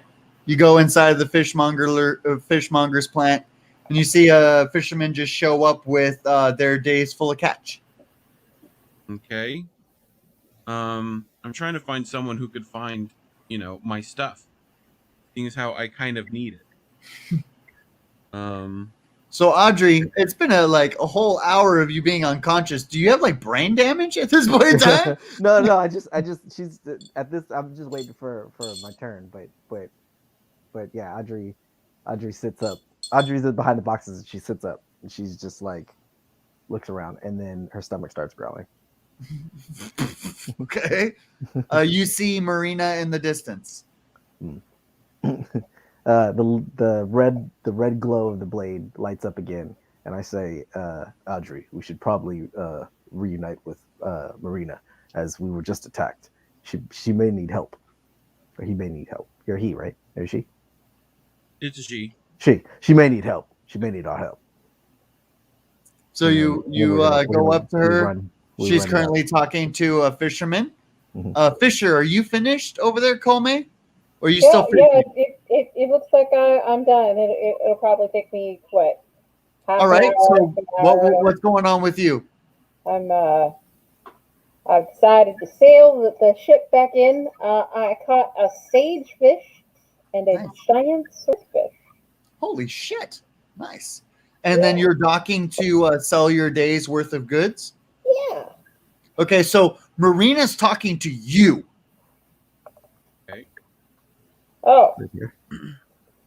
I mean, I would, No. if I spotted And- her, I would definitely. Colme, can you do me an investigation check, please? I mean, I can.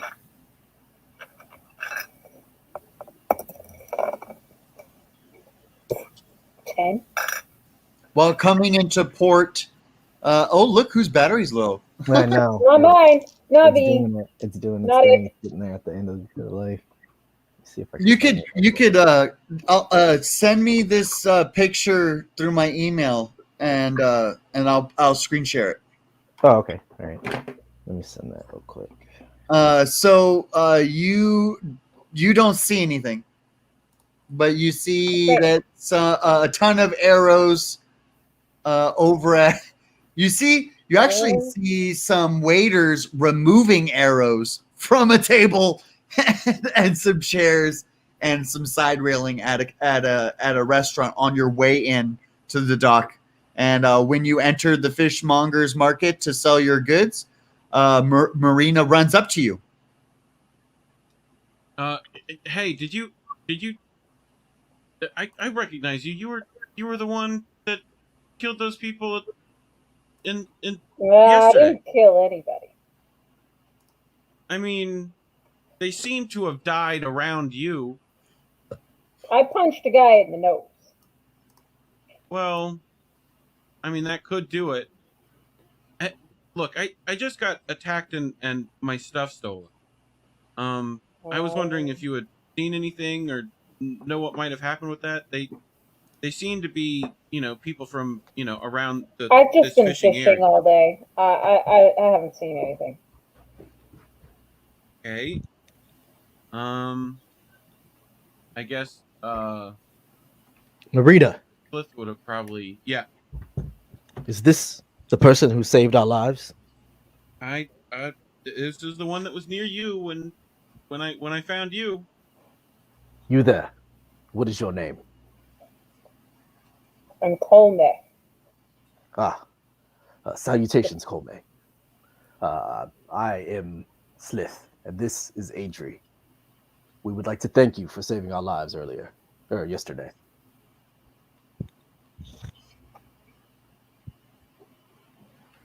Got it. Is there a reward that goes with that? Is there a reward? Unfortunately, Adri and I have not a cent to our name. We were attacked by thieves, and now on a quest of vengeance. I see. That Well, vengeance would mean I'm on a quest for my stuff. The last thing I really had. We are accompanying Marina, as she seems to have quite the remarkable situation. She finds herself in in the most remarkable situation. I mean, look, I paid a guy a bottle of wine for this really nice sword. It's, I kind of got attached to it. well, I have to get my haul sold. So, Okay. Well, seems like Marina, the place to you get it see sold. a young boy. You see a young boy handing a cloth item to a very large, fat gentleman wearing a white tuxedo with a black necktie. Okay, and I notice it. Yeah, it's in the distance though. Okay, would Slith have noticed it as well, or just? No, just you, because you're keeping Okay. the most concentration. I think I'm going to announce to the other people that I think I saw the person who did it just now. Give it to that guy. I don't point, but I kind of nod my head over towards the person that it was. What do you guys respond? Adri turns her blade, and as I look, and I say, "That's the thief that stole our stuff." Out loud? Well, yeah, to Marina and to Colme, who were right next to me, right? Okay. You're still right on the dock. There are a total of 3 guards that are still walking away that are within shouting distance. You want to shout? Yes. Okay, you're going to need to make a D20 higher than 15. Okay. I'm 17. probably going to say we need to somehow get that. We need to get over there. Okay, so shout out to me, man. I'm a guard. Okay. Guards! There's a thief. They've stolen our things. Thief? Wow, I don't see no thief. That boy there. What did he steal? He stole my sword from earlier, didn't we talked, Oh, right? you again. Ah, well, I guess we'll do something about it. You little boy, come over here. The boy walks He over. gave it to that guy there, the guy in And the suit. he doesn't have anything in his hands. What did you steal from this man or this woman over here?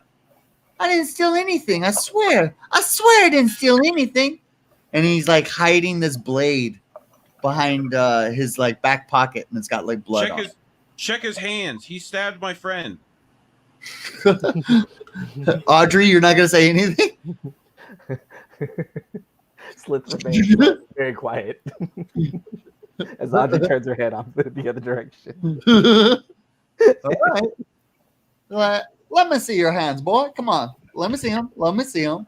And he pulls out his hands, and his hands are just soaking or coated in dry blood. My God. It seems that literally you have red-handed. done a murder. Well, you know it. That's a major crime before the king. Lock him up. Send him away. And you see the guards chain his hands to his feet, and then they chain those chains to a horse, and then they smack the horse's ass, and the horse has like the king's emblem on it, and the horse just keeps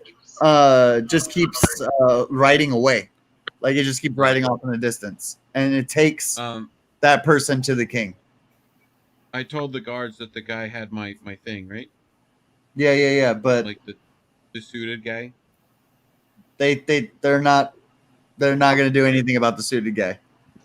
Okay. Cool.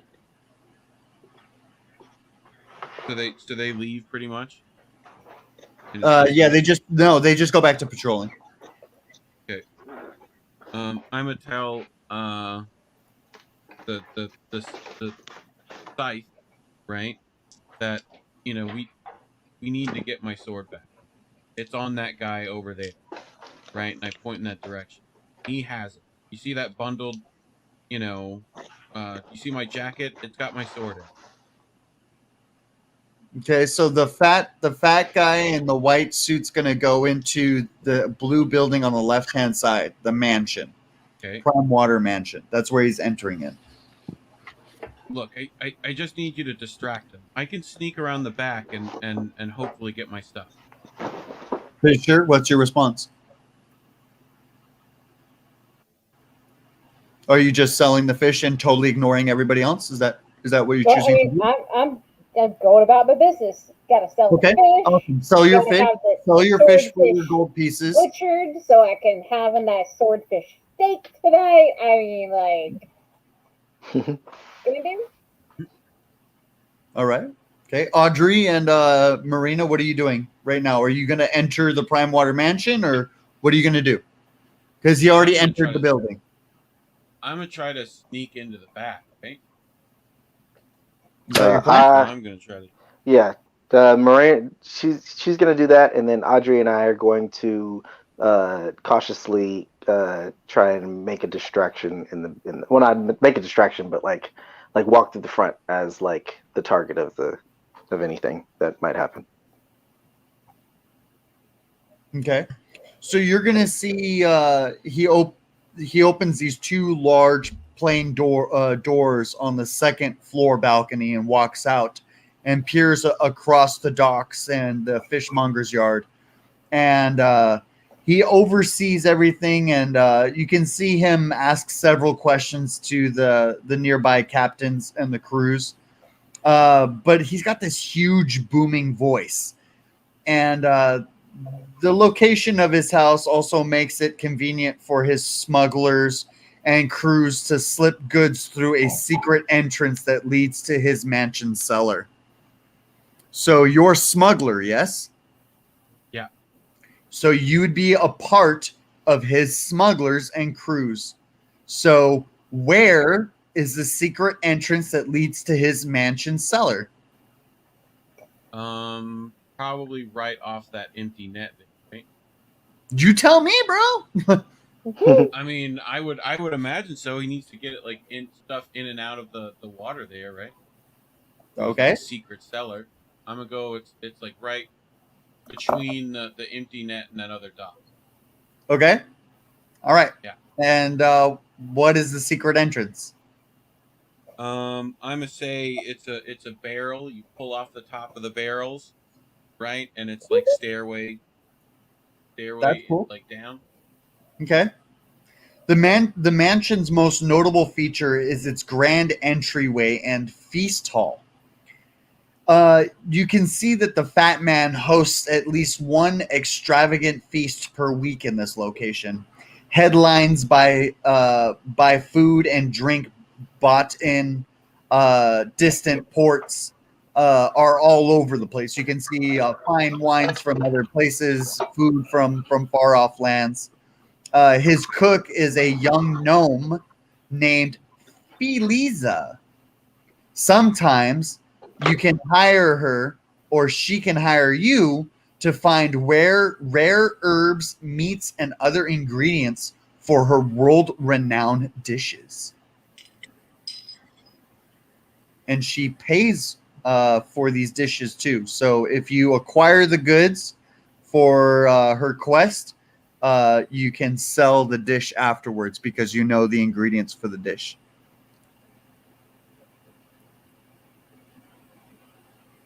So this is it. What are you doing in the secret? What are you doing in the cellar? I mean, I'm probably trying to think of like where. Do I know the guy in the tux?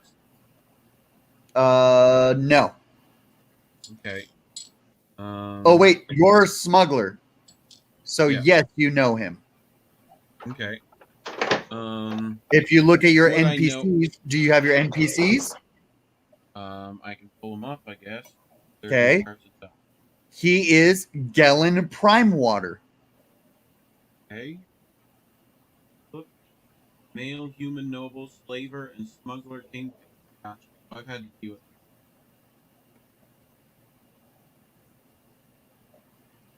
Audrey, what are you doing?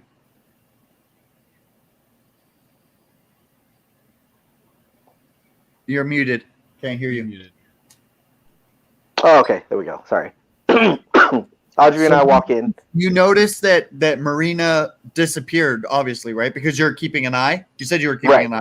Right, So right, you right, right. see Marina disappears. What happens immediately when Marina disappears? I turn around and walk into the mansion. The front entrance? Yeah, front entrance.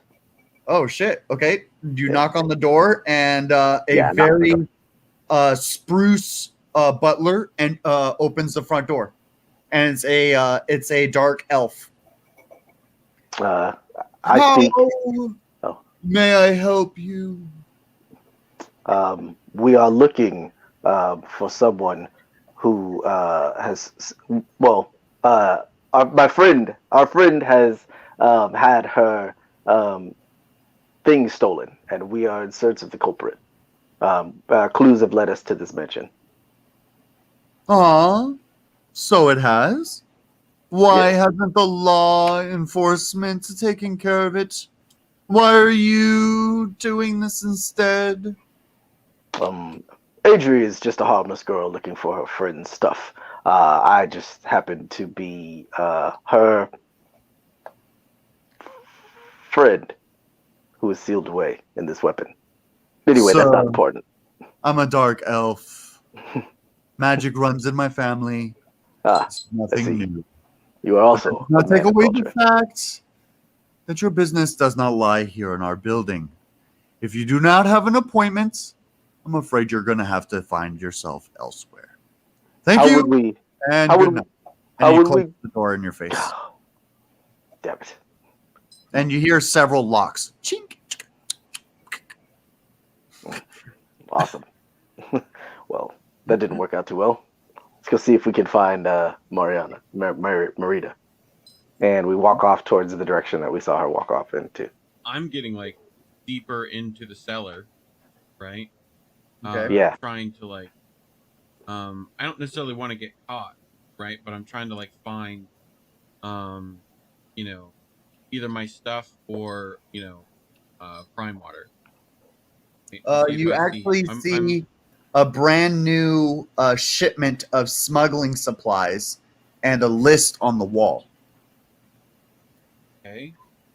I'm just gonna take all that information in. Would I be able to? Is like, do I see any of my stuff in the smuggling? No. I'm gonna start heading up the stairs, right? And like trying to again look. Okay, as you for, head up the stairs, Audrey, Hello?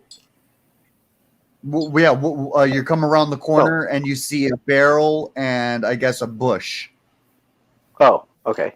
I could have sworn that Mariana came this way. And then, confused, we both look around, me and Audrey, but we can't seem to find anything. So I tell Audrey, we should probably, since we cannot help Mariana at this point, she seems to have gone someplace, maybe we should look for that ship and have it ready by the time Marina comes back. And we Excellent. walk off towards the docks over, since we didn't have a lot of luck at the fishmonger plants, we start walking over closer towards the old well house on the other side of the restaurant at those docks. Okay. So, while you're going across there, you run one more time into Colme, just one last time you run into Colme. Maybe we should try again with Kalme. He seems to be almost finished with getting his stuff off of his boat, right? Is that what you're doing? You're getting your fish off your boat, ready to sell Oh and yeah, stuff? yeah. No, like people have already come to get the fish. I have already gotten like I have a neat little package of my swordfish steaks. Mm-hmm. Ooh, steaks. Swordfish steaks. Audrey walks over and begins to start drooling very close to the edge of the fish as the healing. I mean, they're raw. Yeah, exactly. Yeah. So Audrey, like she's not like she's conscious and she can talk if she really tries, but my weapon, like my soul weapon, is kind of taking over her. So she's more like kind of like a beast, like ish kind of thing. Like she eats a lot, whether it's raw or cooked or anything like that. So she's like drooling, and I speak to Kalme again. Excuse me, Savior. Yes. Savior. Because our friend Marina says that you saved us earlier yesterday from that thief who had knocked Audrey and I out in the middle of the street. Coincidental. I was just hoping he had something in his pocket. I see. Well, nonetheless, you saved us. However, I must ask another favor of you. My friend Marina seems to need a boat for smuggling, and while I do see that you are quite the successful fisher, I think maybe you and Marina may profit more if you can facilitate her smuggling business as well. When your friend spoke to me about it last night, all she said was that she needed a boat indefinitely, and all she had was 25 gold. I see. Well, I believe what my friend was trying to suggest was a business deal that lasts indefinitely. Not that she would need your ship indefinitely.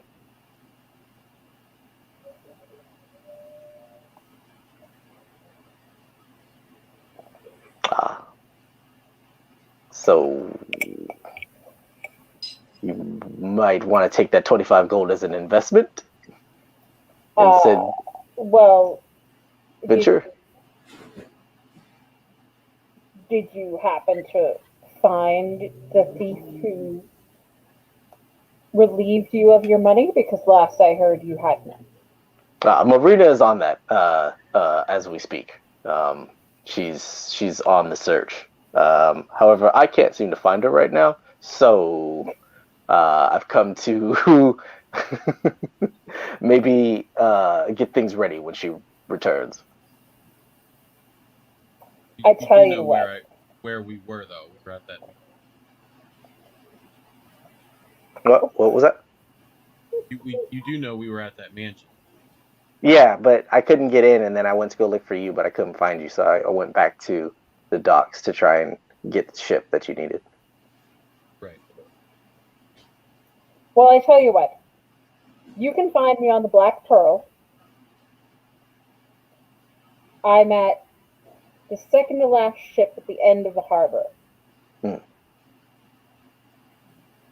It's the black one. Awesome.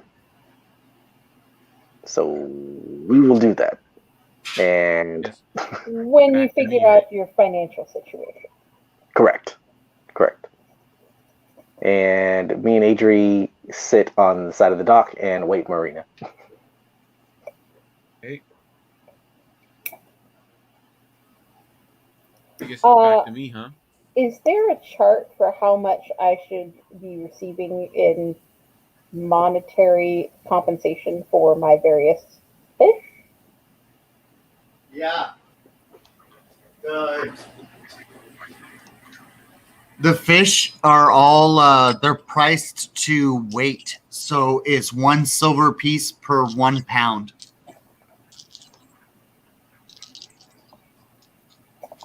Okay. Cats! Oh, there's tiny cats everywhere. Okay.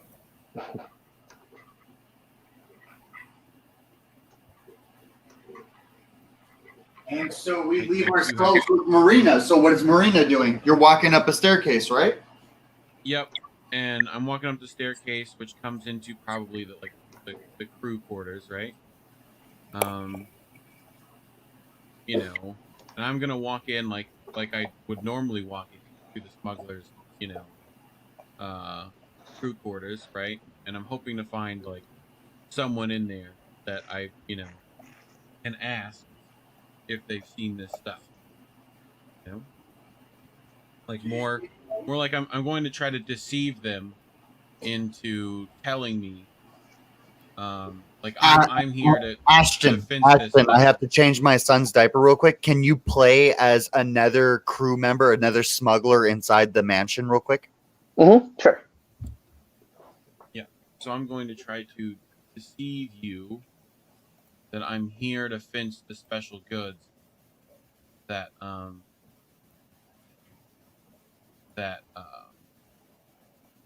what's his name? That Who? Prime Water Oh yeah, Prime Water is trying to get rid of.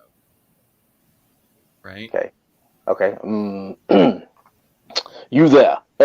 You there? What are you doing down here? You should be smuggling goods in the other area. I mean, I gotta have stuff to smuggle. I gotta go see the boss, right? He's got something for me. He said that I needed to sell. Really? Something super special, I hear. Yeah, do you He hear said anything that? about it? No, I haven't actually.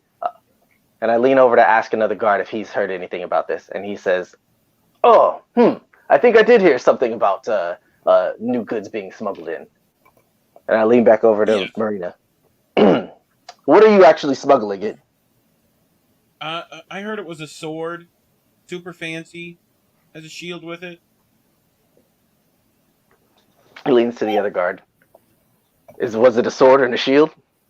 And he's like, "Huh? You know what? As I think about it, I did see a sword and a shield come in here earlier." And then the other guard leans back. Just tell me. You know what? Tell me You know where it went. It actually went to Prime Water's office upstairs. There you go. Okay. Well, you know, why don't you take me up there to go see him? You know, every meeting with Prime Water requires requires an appointment. Even I don't have the luxury to give you one. Yeah, his normal stuff. This is the back door stuff. I'm literally at the back door. He told me to show up. Look, let's go see it. And then I lean over to the other guard. We don't take appointments back here, right? Because if we take appointments back here, then we're no different from the front. And we're not the front. We're the back. We're the smuggler's entrance. So we don't take appointments, right? And the other guard leans over and he goes, "You know what? I've never taken an appointment." And he goes, "Okay, great." All right, little girl. He's up the stairs to the left that way. And then I lean back over to the other guard. We're not going to get in trouble for this, are we? And he goes, "I've never gotten in trouble down here." I bring the dumb guard with me. Right?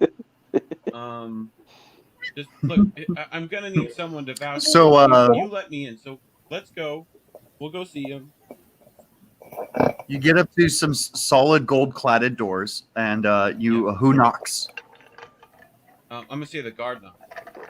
Okay, the guard knocks. You hear a well-spoken, "You may enter." Okay, so I open the door. I go inside. Right. Okay. When you go inside, there's a few things.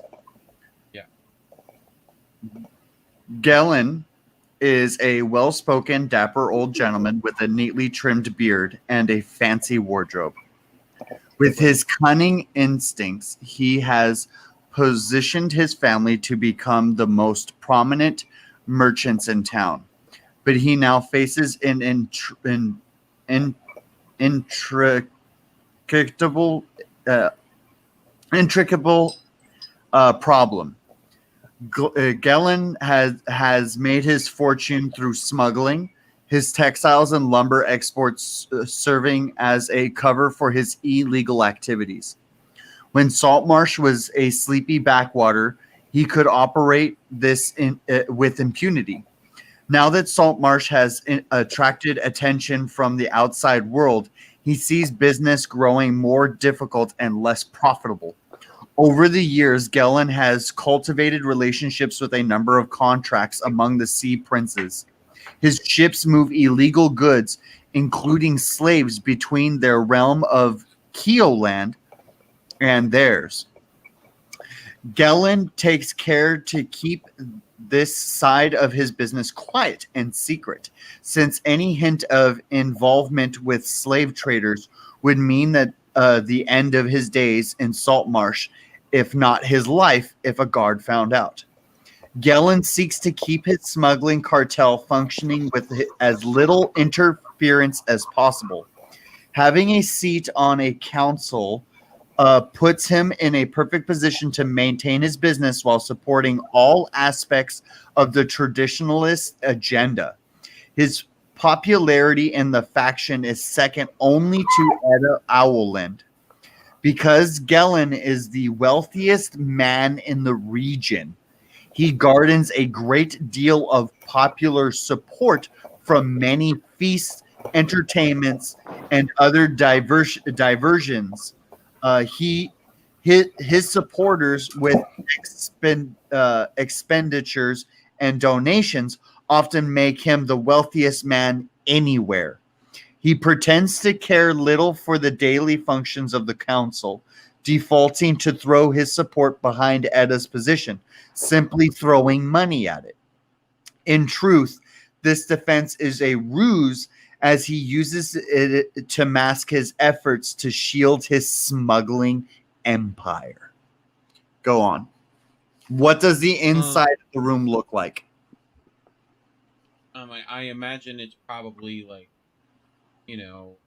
pretty well adorned, right? He's got, booze up on the wall and, crystal glasses and, it's real fancy, right? Books. Raise your audio. Somehow your audio went super low. Mine? Here. How about that? Better? A little, yeah. Okay. Because I have you at 100 and I feel like you're at like 20. Weird. I can work on it while we're I think it might be your OBS. Yeah, it might be. It could all just be. How about that? That better? Yes, much. A little louder. Okay.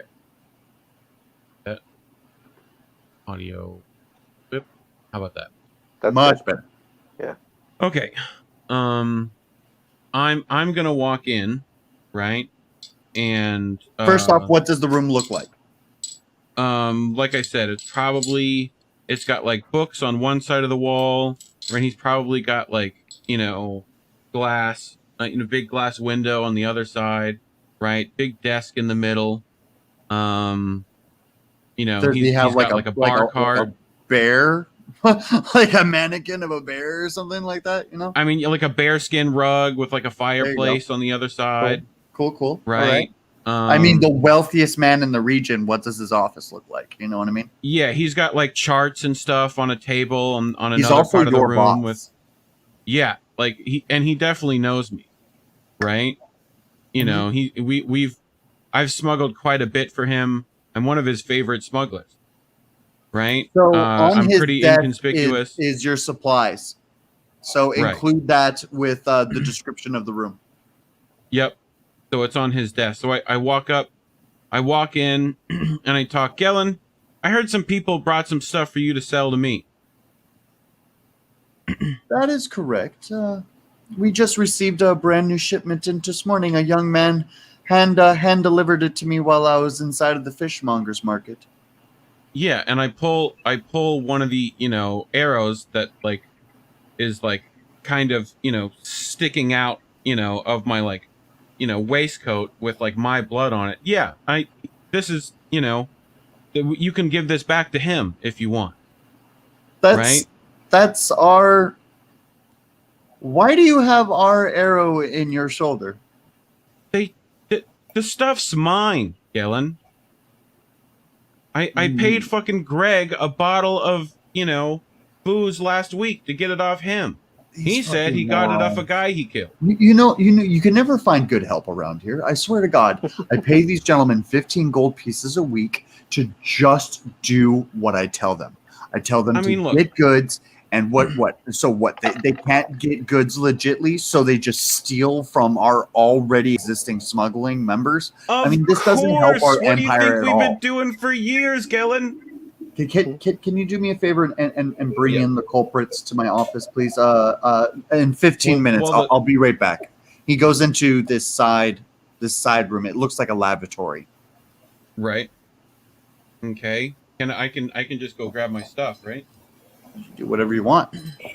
Okay. I'm gonna go, get my jacket and then get my sword and shield and walk over to Gillen, right? He's Who's in inside that the side lavatory. room. Yeah, he's inside the Okay. lavatory. You can hear I'm him gonna be urinating.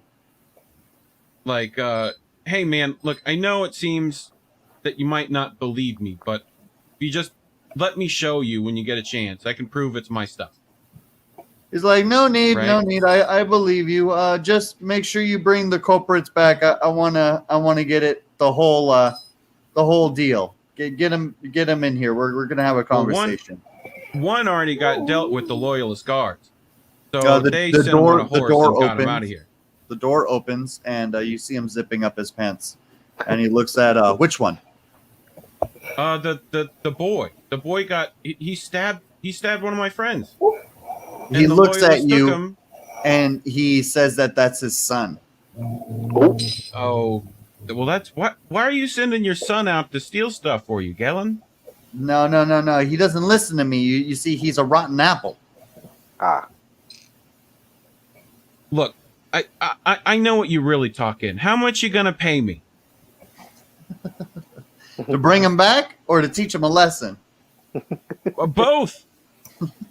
I'm pretty sure he's getting a lesson right now. But I have men to take care of this. How about Okay. what can I do for you to make bygones be bygones? I'm sorry my son Uh, stole your stuff. And what else can I do to make up for that arrow in your shoulder and that leg? Why do you I have mean, two? Why You got a do you spare have health more hidden on your potion back? around? What is going on here? You got a spare health potion around? Maybe some new clothes since you put some holes in this one. Why don't you take a seat right over there? He claps his hand twice, and this small goblin-looking maid comes out, and she hands you this cup with octopus tentacles hanging out of the top and foam, and Right. it's all sizzling at the top. Is that It's hentai juice. trickled hentai tincture? That sounds a lot like trickled hentai tincture. I mean, trickled tentacle tincture. Sorry. So she's like, drink this. She's got a Okay. real goblinly voice. Have I met her before? No, it's his private chef. Okay. So yes, you Um, would know her. Looks good to me as well because it's it's weird ocean food, which I'm cool with. Sweet octopus, and I just start, slamming it back. Okay. You feel sick to your stomach at first, and then nothing happens. Okay. She looks at you and she's like, "You're not magical. You're a human." Yep. Good. It's pretty easy to tell that, right? He looks at you and he's all like, "I can't help you, man. You're obviously a human, and I can't heal your wounds. You're gonna have to go to a doctor." Okay. You got one of those on premises? No, you're gonna have to go to the hospital. Cool. You got some coin for me to go fix my wounds? I'm pretty sure if you mention my name, they'll waive the charges. But let's talk about what I can obviously make up for what's gone on today. Okay. I'm listening. I'm listening to you. I'm the wealthiest man in the world. What can I do for you? You got a nice set of clothes for me since you ripped up my last pair. I can do that. What type of clothes do you want? I mean, something nice, something durable, but not too conspicuous. All right. He hands you. Give me a few seconds. Okay. Let's see if I can get to it. He hands you a helmet. Okay. It's a brass helmet. That's what he hands you. Okay. I mean, this seems a little conspicuous. You don't have a new leather jacket? Nope, that's all I got. All right. Well, I take the helmet and I walk out right towards the dock. Okay. What are you guys doing right now, Audrey and Fisher? Audrey has currently extended the blade and is swinging it to try and catch fish in the water, but to no avail. As she's swinging me, when my head, like the hilt of the blade, comes back out of the water, I notice that Marina is walking towards the docks, and Audrey gets up, and we start walking over towards Mariana. And when we get close enough to each other, say, "Hey, Mariana." Mariana. As you guys are talking to each other, you are actually crossing the weekly market, and built around the first well dug for the fishers in the town's early days as a large market square where merchants of all descriptions gather on the first day of each week to sell their wares. Initially established to sell fish, the market has grown to include a wide variety of goods. The center area of the square contains a dozen long tables where shoppers can eat communally and gather items from every single person using the player's handbook, costing up to 150 gold pieces are available to purchase here. So you guys can spend 150 gold pieces here at the market. This is the weekly market. Only happens once a week. Were there any documents in the office? Just that list. Like just out. Okay. So I definitely took down that list and have that information, right? Mm-hmm. Yeah. Okay. So what you're gonna do is give me a bunch of mundane items that you're gonna smuggle, because that's what's on the smuggling list. Okay. Like a barrel of gunpowder, so on and so forth. Yep. And there is a total of 10 things on the list. Okay. You look up. So are you guys going to shop at the market? It's a once a week thing. So do you guys want to go or no? Yeah, probably. The doctor would be there too, right? Everybody would be around there. Everybody. Okay. It's a big thing. Cool. Coleman is already in the market getting ingredients for tonight's dinner. Yep. All right. Excellent. What are you doing, Audrey? I'm following Mariana because Audrey and I do not have a scent to our name. We're just looking around, and she's drooling as we're walking and following Marina. I have a brass helmet. I am going to go sell the brass helmet. All right. And I'm going to take it to whoever would be who's the armorer there? They're just tables. So you just go up to one of the tables and then you just try to sell it. Yep. How much do you think that it's worth? Well, this is interesting. Normally I deal with glass, but what do you want for it, I guess? Huh. What do you do? What do you do with it? Do you wear it? I mean, that's what helmets are for. Seems pretty Okay. fancy. It doesn't, I mean, it it's made of- doesn't fit my head, though. Yeah, but it'll fit somebody else's head. I have no need for it at my table. Thank you. Okay, I head to the next table. Hopefully Okay. one with, like, helmets and armor. Welcome. How can I help you? I've got this helmet to sell. This is a nice helmet. Who made this helmet? There's no maker's mark on it. No clue. Gellin gave it to me, and I don't wear helmets, so Galen gave this to you? yeah, as payment. He flips it upside down and he looks on the interior and there's like a stamp on the inside. He's all like, I can't buy this from you. Why not? This is a gift. And he hands it back to you. Okay. Well, can you tell me where the doctor is? Yeah, a couple tables down to the right hand side. Pass the Cool, appreciate it. food. Have a great day. Okay. Yep. Tell Galen I said hi. Is there a leather worker in the area? There should be, right? Sure. What was the name? You had someone on the owner of Kester's Leather Goods, Correct. Iorna Kester, right? Uh-huh. She would be there? Sure. Okay, I'm head that way. First, I'm going to stop by the doctor's and, say Galen's name and say, hey, You man. see, before you get over there, you see a table that deals in clothes. Okay. Yeah. Hey, you look like you can use a new pair of clothes.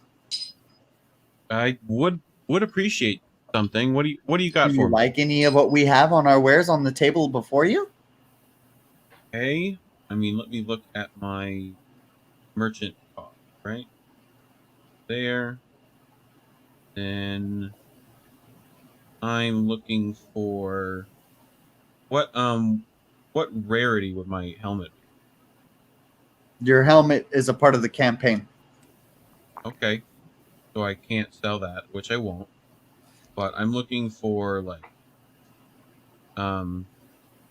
basically some leather armor almost, but a cloak and While you're deciding, Kiona Kester Yep. runs this tannery where she produces smooth, colorful leather for every purpose and sells both the cured hides and items she fashions from it. Kiora is keenly interested in acquiring hides from exotic creatures to craft into expensive leather. She pays a fee in gold pieces equal to 100 times a creature's challenge rating for the complete intact hide of any beast or monstrosity of challenge rating 3 or higher. Harvesting the hide from such a creature requires the player to interact with the carcass. Interacting with the carcass takes an hour to work with and requires a successful dexterity check of 15 or higher or a sleight of hand of 15 or higher. To preserve it in top condition for Chirona's purposes, you will need to successfully make a wisdom check of 15 or higher. On a failed check, the hide does not make it or does not meet her criteria or her standards and cannot be sold. Gotcha. So that's what she buys and that's what she sells. Okay, I'm going to try to deceive her that Galen, right, was first you're at getting me you're at the clothes shop. So clothes. Right. Do you like clothes that are before you? Are there any of those leather goods that she sells? No, this is two different tables. This table's just clothes. I'm gonna go with no. You're not going to replace your clothes. Keep the holy clothes. Got it. Well, my jacket's the thing with the holes in it, right? I don't know. It's up to you. I mean, whatever part of your body was pierced with arrows, technically. Yeah. And technically, you could just have it patched. Yeah. probably. But let me. What's like a basic set of clothes cost? A commoner's clothes. Like, yeah. Which I'm looking for that. Just put commoner's clothes. It's fine. How much are those? And then Audrey, what time is it in the day? Let's see. That's 24 hours. So from when we started, and we were 8. So hold on, I gotta get my notepad. That's 8. Every 10 minutes is an hour. Right. So it's been. So 24? 60. Oh, 60. Yeah. 60 plus 60 is 12. So that's 120. That's 12 hours. So you're about to hit 16 hours from 8 o'clock. So you're doing, it is midnight. 10 p.m. 12 p.m. It's midnight. At the Okay. market. So it's about to close. The market. market's about to close? The weekly market's about to close? No, the market closes at 3 a.m. and okay. they start a midnight festival with fireworks and drinks at 10. So it's already midnight. So 2 hours have gone by and you guys have already... Are you participating in the festivities?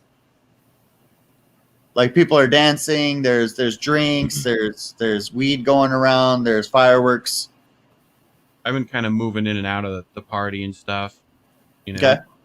Fisher, are you tables minding and your things own like business? Or did you just leave for the night for your boat? Yeah, I left a few hours ago after I picked up stuff for dinner. For some supplies? Okay. Went to Audrey, my what boat. are you currently participating in the celebration? He's frozen. Continue, Fisher. Oh, so I took my ingredients to my ship where I There we go. cooked, I ate, and I went to sleep. Excellent. Audrey? Audrey is the townsfolk are confusing her for dancing, but she's actually spinning around taking bites of people's food as they walk by.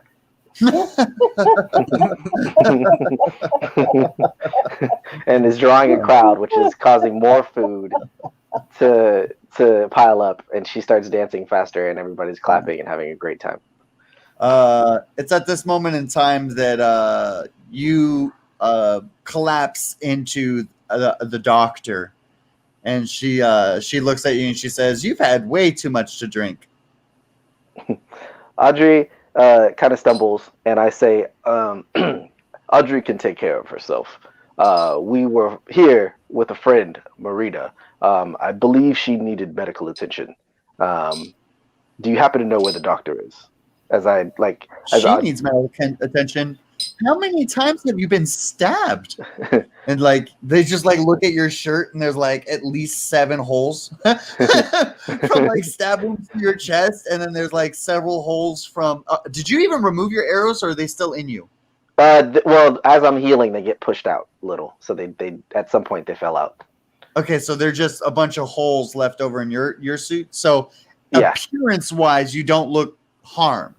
I don't look harmed, but my outfit, as well, number one, it's just an ash shirt that was from the mansion. But Like it's not also shirt, drenched in sheet. blood, right? Yeah, drenched in blood, and it has holes in it. Yeah. Okay, so I'd check your body, but I would see no wounds. And I'd ask you, how is this possible? Audrey has encountered a curse. It is my doing. But enough of that talk. We have a friend who is actually hurt. We was with look in the distance, and Marina is starting to bleed out from one of her arrows. Take 2d6. E In the distance. E6. Yeah, hit Me or it took an artery. you? You? Or, okay, rolling. 3 and a 4. 1. That one's reflective. I can't see it. Yeah. 3 and a 1. There you go. So 4 points of damage. Yep. I'm hurting. And the blood is squirting. Do you collapse? Are you still good or what? I think I'm good. I just have to get back in my character sheet. There we go. That was 4 points of damage. I am on 1 hit point. So describe how you're dealing with one hit point. I probably start to get woozy, right? And like start to stumble as I'm at the clothes shop getting my, basic clothes, right? Bleeding all over And the clothes. yeah, trying not to, right? I'm like starting to You just bought those. swash towards the the doctor. He pointed me that way, right? And No, I kind of make it. You just stumble and you fall on the floor. Audrey, you want to point the doctor over to the person that's collapsed in the background? All right. So I kind of take over Audrey's body to stop her from trying to grab a donut off somebody's plate that's walking by, and I grab the doctor's hand. Hey Anna, I have to take care of my son real quick. You want to play as the doctor? I grab the doctor. And we rush over to Marina as she falls to the floor. Doctor, please, doctor, please help my friend. As I like start to like pass out, right? I said, Prime Water will take care of the bill. You're not looking so great there. Like I'm probably just patch me up. I point towards the arrow that's still kind of like half in me, right? Starting to bleed. The doctor calls over some guards to pick up Mariana and take her to the hospital. Nice. Like carrying her nearly lifeless body to the hospital. And I just have my stuff like I'm like holding on to it. Like I have to have this. The doctor walks along or jogs along with them to we go to like the doctor's, which is like where Slith is at, right? Where is? Adriana and Slith, you guys are like at the doctor, right? Oh well, we're with you as the doctors. So the guy, right? Calme, the doctors, the guards are carrying him. The doctor's following along, and we're running. Yeah. The guards are carrying your body. Yeah, and we're following behind you. Yeah. Okay. Yeah, so people are being cleared out of the way. Your blood is dripping onto the cobbles on the ground. And as we run, Audrey's probably should have gone food. straight to the hospital, before going to the market or something. But yeah, whatever. I'm a strong girl. I didn't even notice. Yeah, until So at the hospital, the doctor begins stitching your various wounds closed. Nice. She forces some juice into your mouth,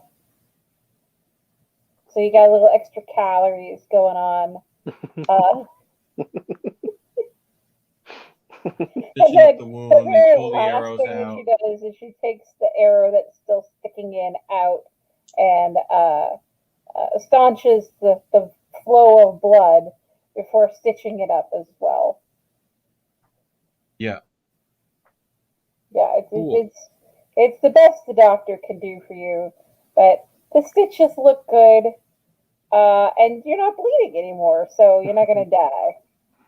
Nice. Doctor, thank you for saving our friend. I will build your employer. That's Prime Water. I start to wake up. Prime Water said he'd cover the bill. He said he'd do it. I take the bronze hat that has like gift from Prime Water on it. Like this thing this thing got his. He gave it to me earlier for a thing I did. You need Yeah. rest, not more talking. Rest would be Rest. great. Rest would be great. Did you Rest. have somebody who can come and take you home? I've got a safe house up here. Do you have not somebody that who far can away. take you home? Because you're going to fall over if you try to walk. I noticed the other two, the fisherman and whatever. That strong guy probably could carry me. He knows where my house is. The fisherman is asleep on his boat. Yeah, where are we? We're at the hospital, right? Where's the hospital? Right. I think we were in the market, so I don't know where. Like, oh, that's right, because she has a kiosk somewhere in here, right? well, like a doctor's office or whatever. Yeah. Okay. Yeah, Like the center of town. You need Yeah. Hospital. But yeah, like, I mean, we definitely needed a hospital for sure. But I think there's, she had everything she needed to patch up, an arrow in the knee or whatever. Where did I get hit at? In the knee, in the shoulder. It was like in the shoulder or something, right? But I don't know how much hit points I have left after all that. So did you go to the doctors? It's 0. Yeah. She was forcibly carried to the hospital because she passed out. Okay. Yeah. I don't know where the hospital's at. We have no idea where the hospital is. Yeah. There's a jail. The doctor also doesn't know where the hospital is. She just followed along. It's just a random building. Probably somewhere. But the leather goods was like up over the past the bridge. Could be like somewhere like the Wicker Goat. I feel like the hospital maybe should be listed. Which one? The hospital. I feel like Wait, which one? I can't see the mouse. This one right here. Oh, okay, cool. That's a hospital? Mm-hmm. Sure. In Crabber's We'll go Cove. with that. So how many hit points did I gain back off of my being doctored? Oh, full health. Okay, which was what again? 10? And then same thing for Audrey. You'd be at full health. Oh, great, cool. And then it's what's our- 2 a.m. So what are you guys doing at 2 a.m. out of the doctor's office? Well, the doctor has just asked him if she has somebody who can come and pick her up, because in her state she is likely to fall over if she tries to walk home. Audrey? Yeah. We don't have a place to go, but I am definitely carrying her, and so we start walking away from the doctor. You head towards the safe house we were at yesterday. Yeah, there we go. Wait, yeah, no. You have to remember, Marina, you create the safe house. Right. Oh, You manifest it. It doesn't actually exist. Right. Yeah. But we did make one in the town. But I can, any of these could be another safe house, but it would be one that he would know. So I feel like we would just go back to the same one we were at last night. Just for RP's sake. But yeah, so I'll start dragging you that way. Yeah. Sure. So Audrey. What's my hit? What was my full hit points? What's the host hit points at? I don't know. He'll- You have the character sheet. Yeah, I know, but I changed current hit. I think I had 9, but I had. I remember. So I'm gonna make hit point maximum. Mm-hmm. Yeah. All right. So we start heading back to the safe house, right? Mm-hmm. And But that's what I'm Probably saying need, is that it doesn't physically exist where you had it last. You just create it wherever you need it. gotcha. I didn't know it was. I thought it was just part of like the smugglers stuff. No. I just have one. you get to create it out of nowhere. Okay. So where's the Black Pearl at? The Somewhere Black over Pearl like is over by the by docks? the market. Okay. Well, let's, I'll start telling Adriana to, head towards the Black Pearl. I'll make us a house. Adriana I have a house near there. picks you up over the shoulder, because she's well fed, and she starts to carry you off over the shoulder towards the Black Pearl, which is by the Carpenters Guild, right? It's that big ship by the Carpenters Guild. Yeah, I think so. Big black one. Okay, cool. So I carry you all the way up to about in front of the Carpenters Guild, where there's the houses that are like over there on the right, and and then like I kind of put you down, and then Audrey points at the like a gap in between two of the buildings to like have you make a place. Yep. I just take the building that's in front of us. I put my hands on it, and I suddenly the door in front opens and we can go inside, and it's almost the exact same place we were at earlier, that day. A couple of chairs, couple of beds, right? You said there was no rations or whatever? No. Okay. No candles, no nothing like that. No, nothing. It's just like basic accommodation. Yeah, less than that. Yeah. Right. Safe place to sleep. Okay. Pretty much. Yeah. There's like some sleeping bags and stuff. Mm-hmm.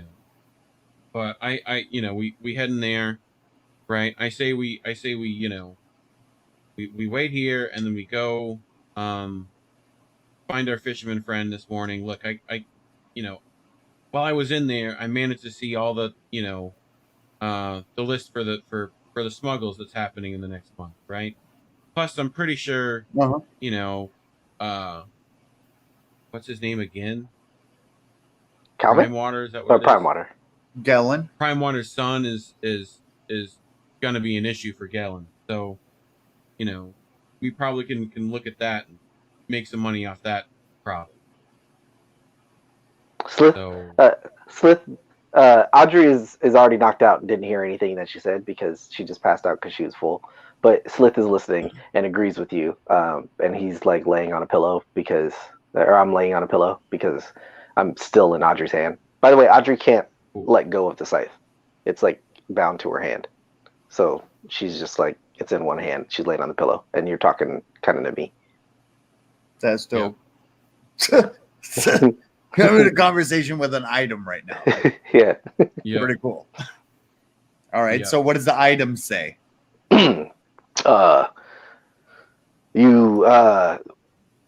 So we should probably retrieve his son. Correct? Is that what he asked us? I mean, he said he'd take care of it, but I imagine they're going to have some problems with that. I see. Was there a reward? I mean, there's always a reward. I see. Did you happen to get the 25 gold back? I mean, I've only spent like 2 at the at breakfast, so yeah, we're good. Because I spoke with Hemlock, Calme. Not yet, you haven't. That's how memorable that character is. I spoke with Calme while you were in Prime Water's smuggling area after we lost you, and he has agreed to at least hear you out. I convinced him that you were not trying to buy his ship, but that you were interested in making a business deal so that you too can use. Yeah, commandeering, so that you could For get sure. the ship. I mean, I don't need to keep it the whole time. I just need to make a couple of runs, make enough money to get my own ship. Oh. Nice. Excellent. So then we meet with Hemlock in the morning, Calme in the morning, and then search It for. helps at the bottom of my screen right there. I'm looking at the map. I'm looking at the map. You're looking in the He's been wrong getting my place. name wrong too. Oh, am I? Marina. Like the Sorry, thing boats Marina. are in. Marina. Marina, tomorrow we should go and find Kame, and then search for the sun. She's having Perfect. all I mean, kinds of name issues over here. Could you figure out how to, like go into my head like you apparently do the other lady? Like seems a little weird. People might look at me weird when I'm talking to a knife. I see. Unfortunately, me and Audrey share a unique bond, and which allows me to speak with her without you That knowing. makes sense. I mean, I have some of those too, and I pull out my sword and shield. Oh, Right. Oh, and what does it look like? I can pull it up. I think. No, just tell us what it looks like. Oh yeah, I could do that. I could do that as well. It's got a big basket hilt with like red lines, cloth in the middle of that. Right. It looks like almost like a classic pirate cutlass. Right. But more of like a broadsword shape. Right. And a small shield? little shield with it's got intricate engravings on it. Right. And little metal thing in the middle. It looks like it's all made out of brass and stuff like that. Yep. It's like it's a sword with a hand guard and a small little shield. Okay. Right, that's held in the hand. And then so you pull these out, and then what? Right. You see, because it's nighttime, that it almost looks as if it is moonlight. It is a full moon, by the way. I just rolled for that. Right. It's a full moon, right? And as you see me grab like the sword or whatever, you start to see my like skin change to as dark as the night around me. Right? And as you see my skin start to turn obsidian all the way up, you see my hair, right, erupt in like flames of moonlight. Right? Ooh. That ever since I had this sword and shield, I can do this. I'm also pretty good with these two things. So it helps out. And I put both of them back away, right? And I turn back into, Marina, right? And I go, look, the guy inside me has no idea why he's here, but he's apparently a big fan of Illustrae. I don't know. I think all that god shit's a little fucking funny to me. But whatever, to each their own. The guy inside you. Well, in the sword, he talks in my head like you talk in that one. That sword is also cursed? Well, he wouldn't say cursed. He seemed like a decent guy. He used to be a good swordsman, pretty much. Follow of Illustrae. What are those weird guys called? Sword dancers? I think that's what they are. Right? The only human one I've ever met. Let's see. Normally they're those big drought things. So, whatever. But this one tends to help me out. So, it's how I got in with Gellin. Right? Used his smarts and intellect and managed to work my way up the ladder. So your sword remembers who he was. Well, some of it, bits and pieces. Right? He Unfortunately. knows, he feels the call of Illustrae, whatever that means. Let's see. Maybe we should meet this Illustrae. She may know more about my past as well. For I have been sealed in this weapon, and I do not know if the legends are true, very much of my past. If the legends are true, supposedly that weird drow lady shows up. But, I'll wait to see that superstitious nonsense till I actually see it. All I see is that I turned into a weird magical thing, and that happens to everyone around this party. So... Does it? I mean, you turned into a big Grim Reaper looking thing. Audrey and I are not from here. However, I see your point. This land may attract many strange persons. At this point in time, okay, so there's a rock that hits the black pearl, and the rock has a piece of twine and a note attached to it. And when you guys leave the apartment, there's a flyer on the floor that one of you guys can pick up. All of you can read the note at the exact same time. Okay, so pick up And the it's note. and it is the bounty. If you open it up in the Discord, Oh, okay. you can all read the bounty at the same time. But you're I getting also overwhelmed need- with cats. No, I'm not overwhelmed I with need cats. a I have to plug in my laptop. Where is as well as that? I need like an example of just general items. Oops. Like we need to make up a list of that. Like the Oh, friendly- it's 5e goods. It's really simple. Okay. There's a list of goods like black powder, wax, stuff like that. By decree of Me and you might butter, work on that oil. after and get something together. Yeah. It's just 10 items. I rolled for that, so it's 10. So you just pick 10 items and any quantity. And I would suggest that you would pick large quantities because you're obviously a smuggler. You know, you're going to be smuggling quantities of stuff. It's not time. The king's law requires.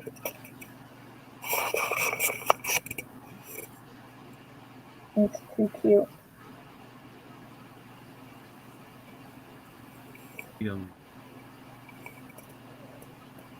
So you all have the bounty up on? I'm about to put the bounty up right now. I'm about to do that. But yeah, you can go ahead.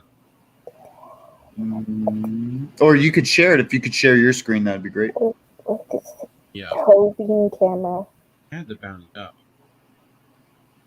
300 gold Here pieces. it is. The Hold writ on. of Who bounty. wants to read it out? Somebody has to read the bounty out. Oh, okay. You want somebody to read it? Oh. Well, all of you are supposed to read it. I mean, each one of you gets to pick up the flyer at the exact same time. I read it. But I would Fine. like to show our audience it at the same time. Yeah. Yeah, But I'm already I got you. sharing. Go ahead. There we go. Can you zoom in just a little bit? Yeah, there you go. Awesome. That's it. And so go ahead, and who wants to read it? I can go ahead. Have it up. By decree of the Saltmarsh Council, a writ of bounty is hereby granted as herein described.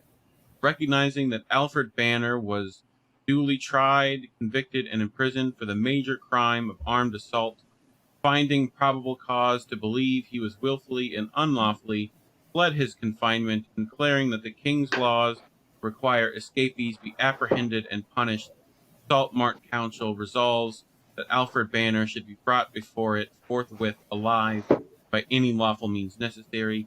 Any parter so delivering the accused shall be paid the sum of 300 gold. Call me. Read it. I already read it. Okay. It says the I same just thing. thought that you would have like a scurvy voice because you're a pirate and maybe you weren't interested in some parts of that. Okay, hold on. Because you're all supposed to read. It's like even though Marina read it out loud, you're all supposed to read it.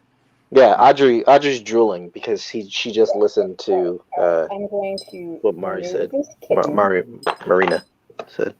Marina.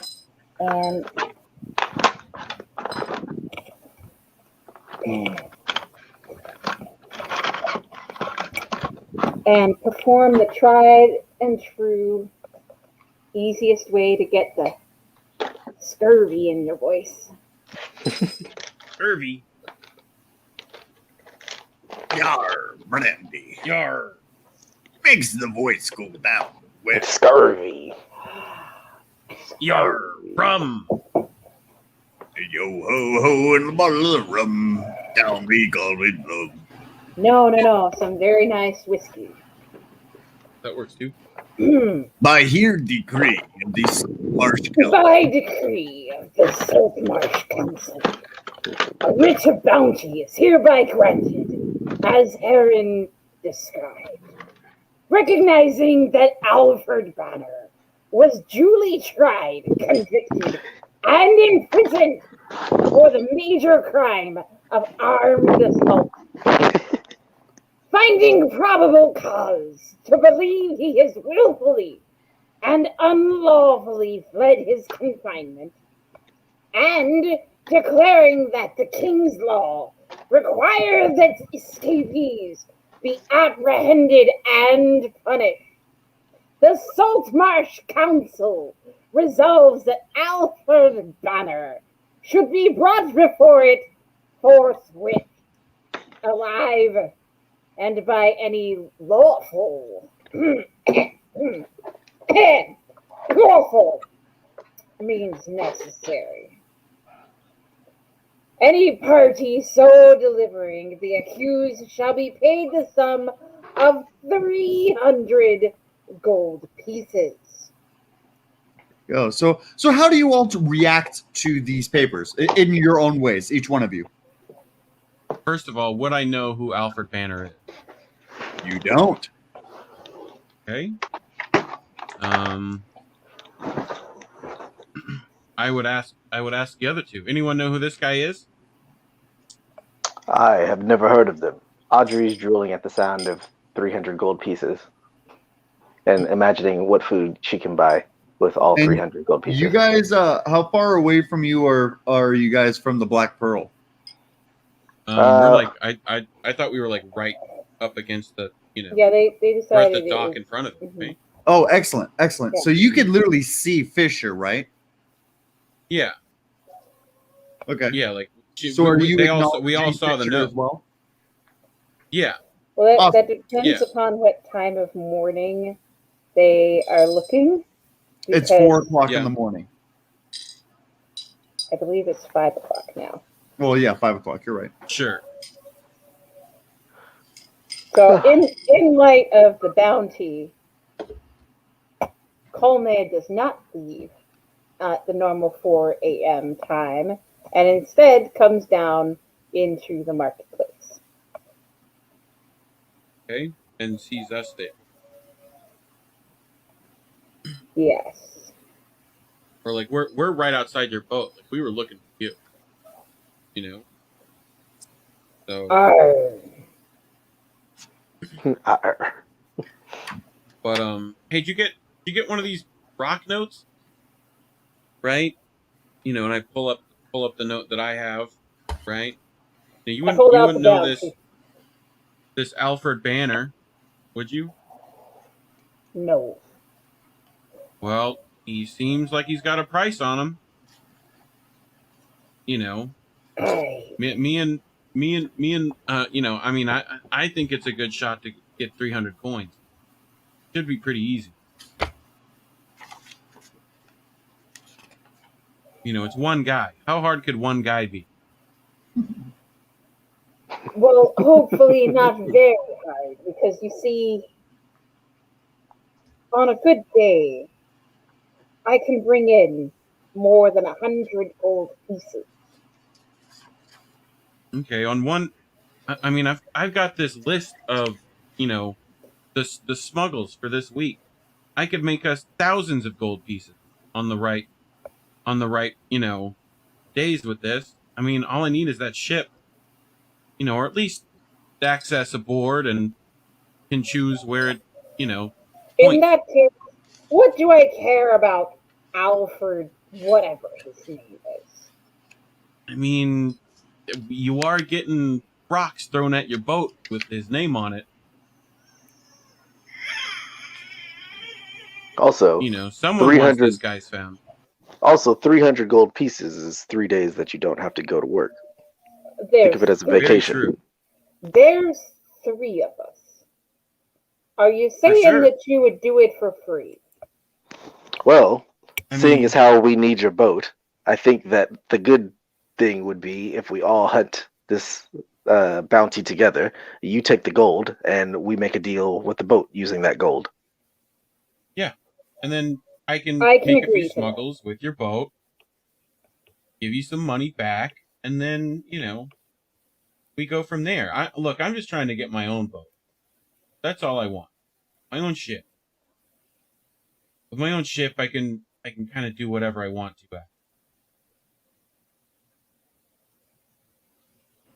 If you read your bounty, is it a delivery bounty? What type of bounty is it? It is. I can go back to bounty. You have to lawfully capture. Right, we have to capture them. Okay. It is a delivery bounty. They must By be any delivered. lawful means necessary. And what is the name of the person that you're trying to find? Alfred Banner. Alfred Banner. All right. It says. Have fun. And is he an NPC that we would have access to? You gotta find him. He's written into the game. He's a bounty. Okay.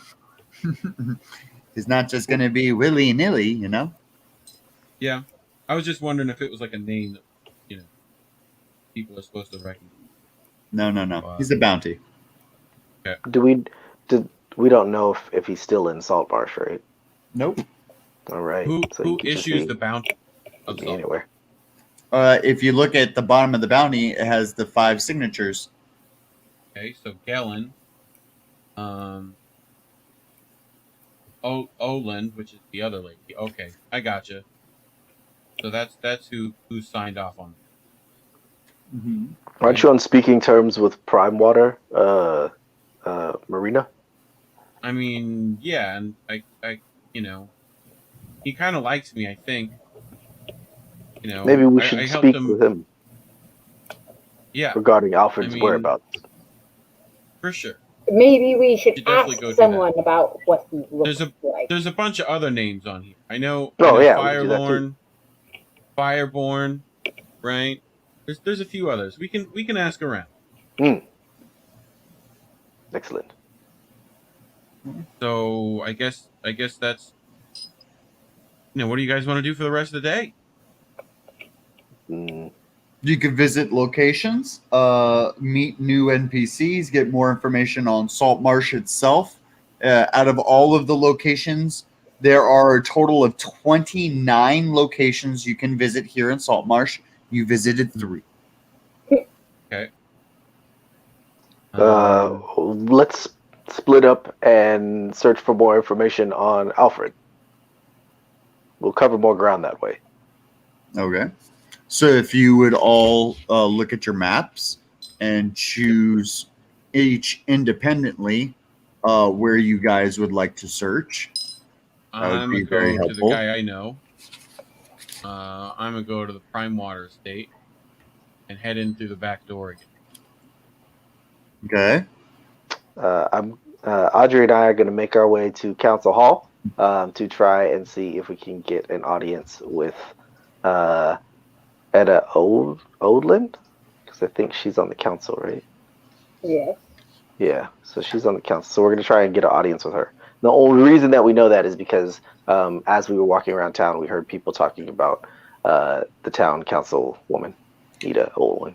The council hall is a large brick building containing the offices of the town's council, the chamber where they meet to discuss the town's business.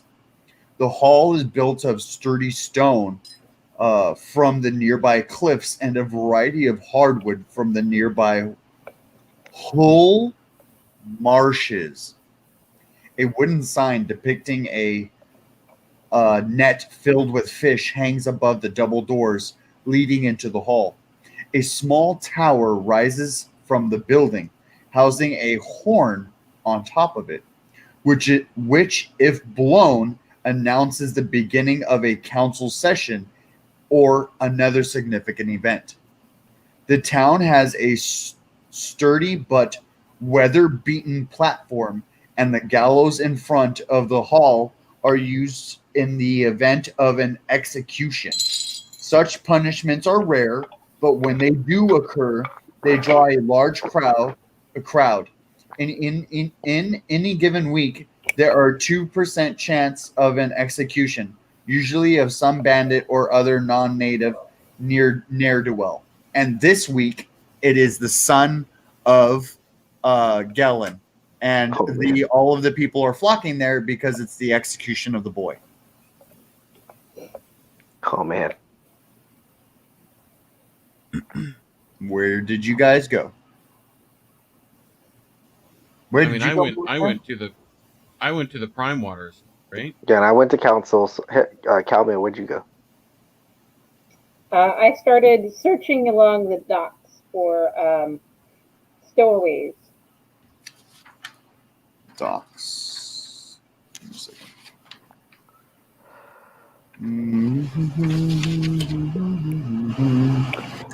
The docks of Saltmarsh or the Heart.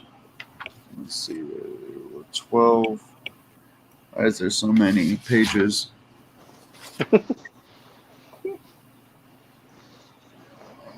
Okay.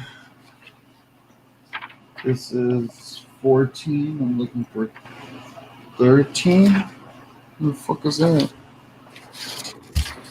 13? Oh, okay. The docks of Saltmarsh are the beating heart of the town. The fish trade and related commerce, they keep the town alive and based here. The docks have recently undergone a series of expansions intended to lure larger merchant vessels into the port. 2 primary piers are used to load and unload large ships, while a series of smaller ones accommodate humbler vessels. Smaller and even tiny boats can dock here. This part of Saltmarsh is almost constantly busy. It's rare to see the large piers unoccupied. Guarded warehouses are a common sight in this district, and it is considered suspicious behavior to walk near those places at night. The docks are a hotbed of rumors and gossip.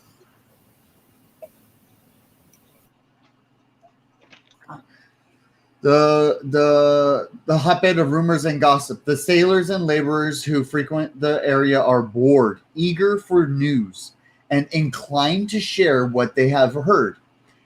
A character who spends a few hours asking for news can learn the current scuttlebutt or the docks rumors. Any player who such chooses so can listen to one rumor every hour. So you can spend one hour listening to a rumor. So what rumor? Can you roll a 1d10, please?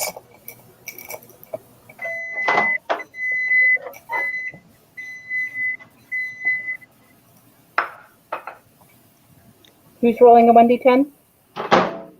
You are. You're at the docks. Yeah, sorry, I my audio cut out.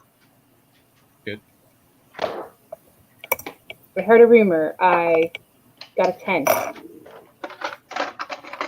It's only a matter of time before the dwarves dig too deep and unleash something terrible. That's the rumor you hear. And then when you get to the Prime Water Mansion, what do you want to do? You want to go through the back entrance, smuggler stuff, or what? Yeah, pretty much. Like that's where all the smugglers are going. Stuff, right? So when you get there, there's a checker who's checking all of the smugglers and the goods that they're bringing in for their daily donations to Gellin. Right. And he asks you where your daily donations are. My daily donations. Oh, I already talked to Gellin. I gave them to him yesterday. You gave him today's donations yesterday? Well, I mean, I haven't gotten today's yet. It's still early. You know, I'm trying to get payment to get money for a ship to get Gellin understand. We've been through that. I'm just here to ask him about another matter. Is he here? Gellin is not currently here, but you need to get our daily donations by 10 o'clock. Will do. I definitely will do that. Gellin will return at noon. I'll make an appointment for you. Cool. Yeah, hey, you wouldn't know anyone named, Anders, I think. I got a rock thrown at me yesterday with his name on it. No, no, I don't know anybody by no Anders, Says and the I name's know worth a majority 300 of coins. individuals here in this town. Says the name's worth 300 coins. That's a pretty penny. If you could bring that name back alive. If you know anybody, just let me know.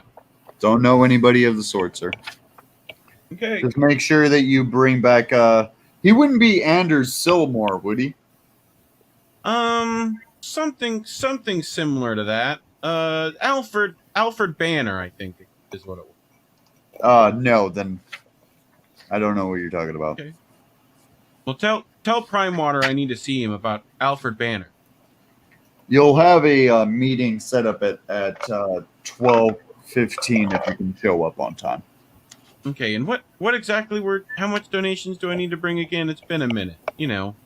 Things are a little shaky for me here as late.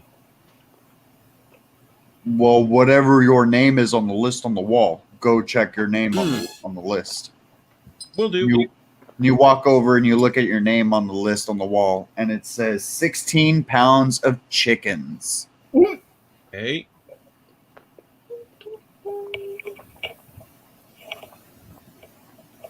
Pounds. And there's little quotations on the side, and it says, "This time alive." I need 16 pounds of live chicken. Got it. You need like 2 to 3 chickens.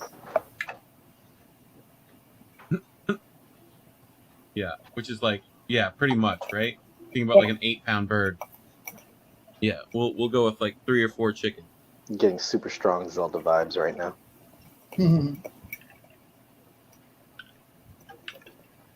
Okay, so Audrey. I see the man getting assassinated or about to be executed. The boy about to get executed. Unfortunately for him, I remember that Prime Water said that he'd handle it, and I continue my search, and I walk into the council hall and go up to the front desk lady and ask if she can direct me to, I forget her name. Let me see, hold on. To Ida Olin's office. She's the executioner today. Oh. Okay. And Audrey does a 360 or a 180 and walks right back out the door to search for Ida Olin, who she sees in the corner putting on the head sock thing that executioners do and lifting a gigantic axe that looks like she may be toppling over if she tries to pick it up, but she picks it up with great ease and swings it around a couple times. I walk over to Ida Olin, or Audrey walks over to Ida Olin, and I say, "Excuse me, Miss Olin.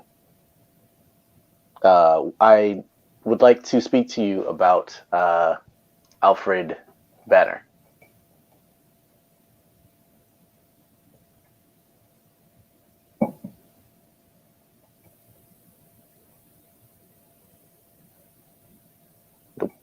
Can you hear me? Zach? We lost at the end. Oh.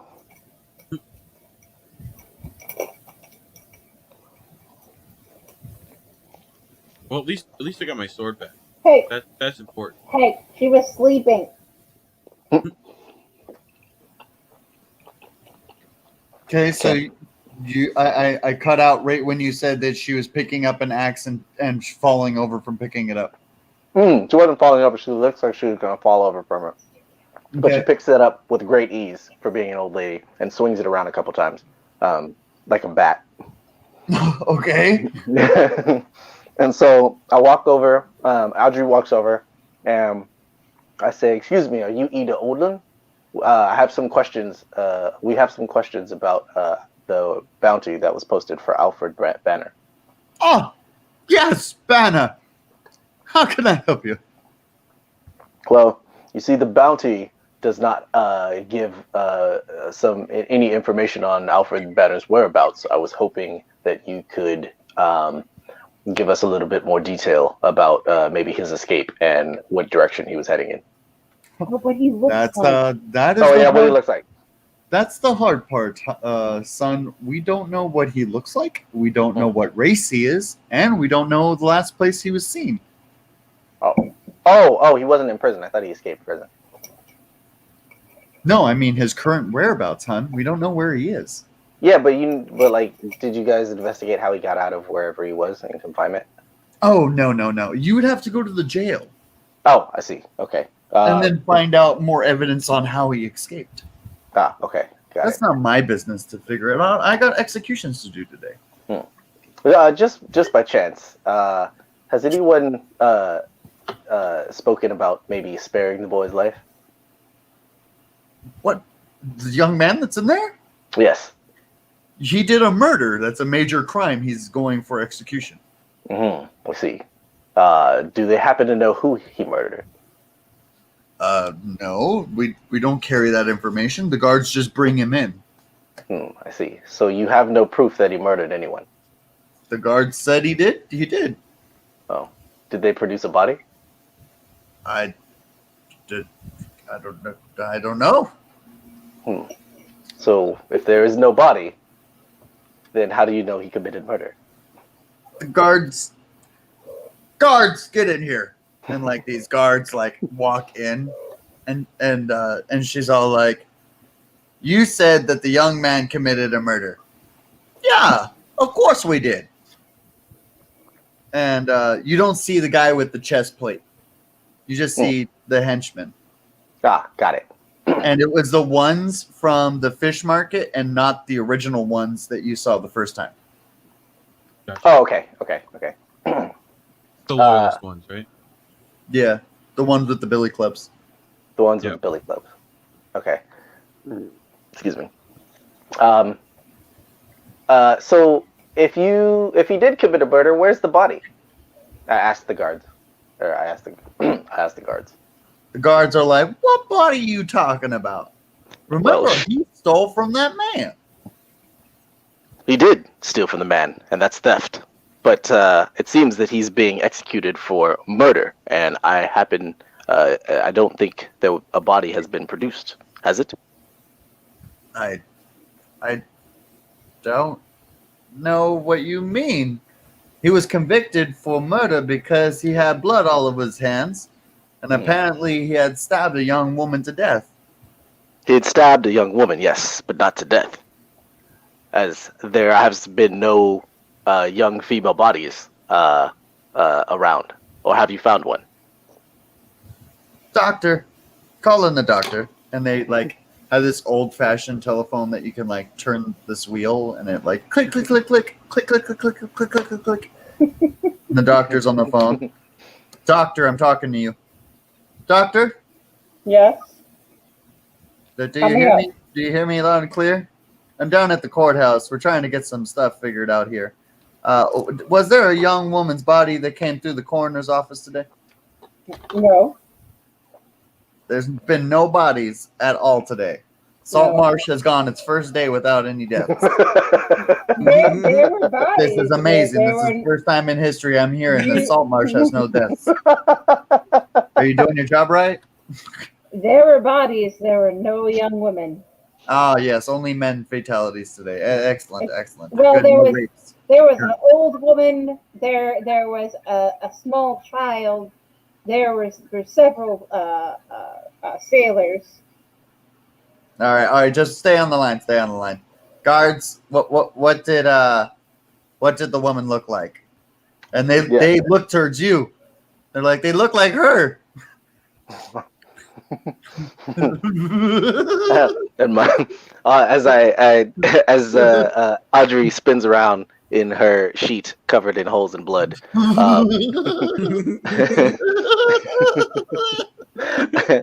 I say, "There's no one dead here. They may have looked like us, but the kingdom has many young girls that look like us, and apparently none of them have died today. All right, so apparently it looks like this person that's in the room, but we don't have any of that type of description in your coronary office. Thank you for answering the phone. And like he just hangs it up. And he's all like, all right, go get the boy, bring him over here.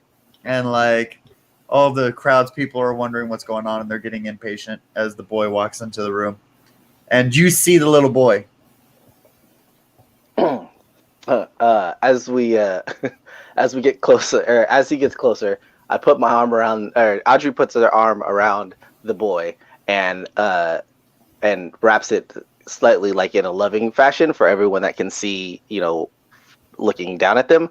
But she also has the blade of my scythe close to his neck, and she leans in, and the scythe gets like close to the ear, kind of like around the neck, like around the ear area, and is like, and I'm like, we have rescued you from death, but that doesn't mean that we won't kill you. Next time you steal from us will be your last. Oh shit. Okay. And then we also say, your father has been looking for you, and we will be delivering. You will be in our stead until delivery. Yeah, we'll be escorting you. There you go. Okay. All right. So you get the young boy. Where are you going to escort him to? We are walking back towards the mansion, where we will meet up with Marina. Okay. You meet up with Marina. You meet up with Marina in where do you meet him inside the mansion, Marina? I have been going around the green market, snatching up unwanted chickens, right? That are just around, right? I need 16 pounds of live chickens. I've just been holding them in my jacket. Can you roll a 1d20 for me real quick to see how many pounds you were able to snatch? Yeah. 5. All right, so you got 5 pounds worth of chickens. You're gonna need to keep running around, and you see Audrey. What happens? One chicken. Audrey, chicken, but alive. Can you find chicken? Right? There's chickens everywhere on the green market. They just let them just roam around. All right. Okay. You gotta have just chickens around. No, that's cool. That's cool. I'm gonna try to catch a few You more. not just have to have chickens running around. They make such a fucking mess. Yeah. Chickens They in do. cages, y'all. Chickens in cages. Yeah. I'm just trying to grab the ones that like no one can spot. I'm like waiting for them to get in an alleyway and like grabbing them and shoving them in pockets. Right? Audrey, are you gonna help or what's going on? You're watching Marina, so. I say Audrey starts to try and go for one of the chickens, not to catch it, but to eat it. And I use my soul power to kind of bring her back. And I say to Marina, we have captured Edgewater's son. I will deliver him, or Look, did you have it? Did you have we any can't left? go back to First, Prime Marina, Water that's what I meant, before I. Marina. First of all, Marina, how do you react to him capturing the son? I'm probably gonna be like, good, that little fucker stole my shit. Hey, what the fuck, kid? Like just because you see something shiny doesn't mean you take it. Take it from me. You go with the thing that's like half the shiny. That way people don't notice you take it. All right, Audrey, what's going on? Slith speaks. Says, we have captured him. Have you had any luck with a audience with Prime Water again? I needed to get chicken. I forgot my dues today. Look, I just need 16 pounds of chicken, preferably live. There's enough around. I need like a couple more chicken. Okay. it's at this point in time when he says he needs a couple more chickens that Audrey kicks one of the chickens that runs by up like a soccer ball and grabs it by the legs. And has Roll one. one d20. That's one. Roll a Roll a d20. d20. Oh, for And roll high, baby. Okay. Get a big bird.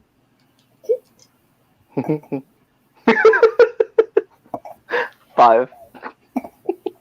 5. All right, Yeah. I'm gonna try to roll one for me. I did roll. I have 10. Make the kid do work. I mean, like he's Yeah, going for quick. sure.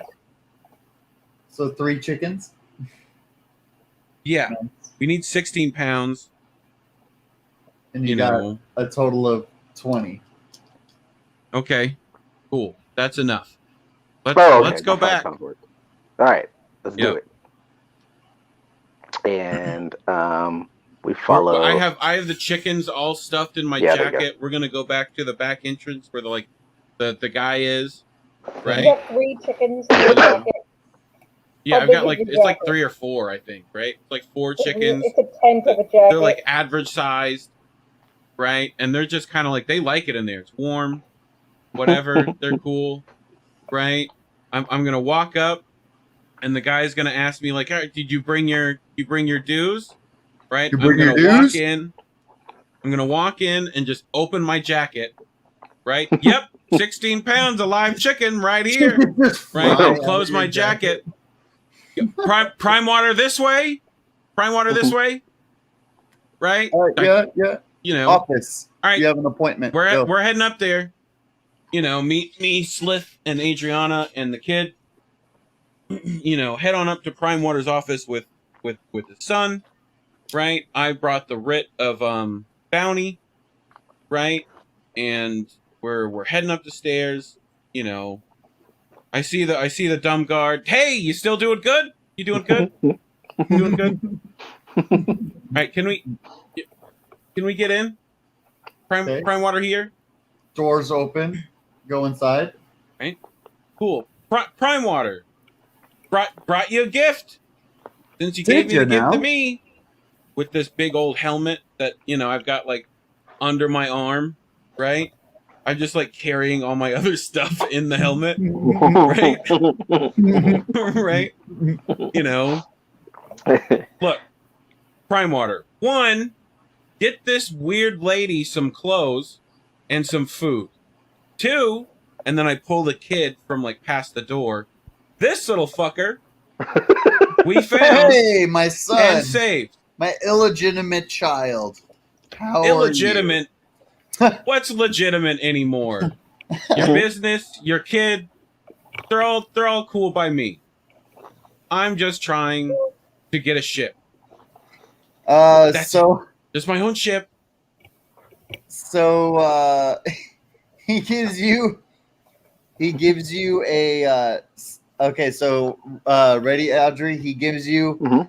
a Sekalohan worshipping skirt. Oh, okay.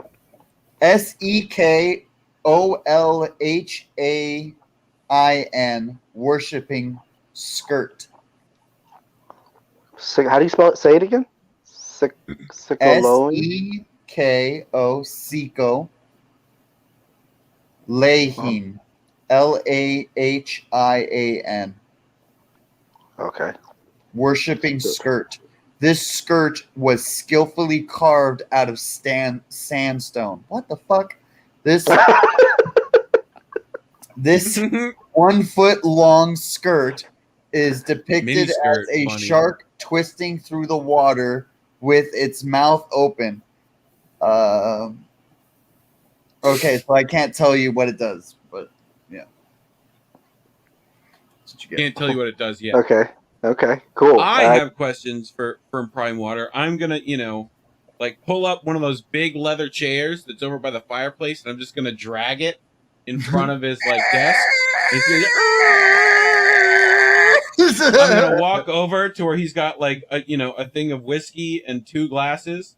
Right, I'm Okay. gonna put 1 glass So on his side, 1 glass on my while side. you're doing that, you see him go in the lavatory, and like Audrey just hears like spanking sounds with a leather belt, like go crazy. Like, endless leather spanking sounds from the freaking from cries from a young child. from Right? the lavatory. Yeah, Yeah. and then and I so pour him a drink.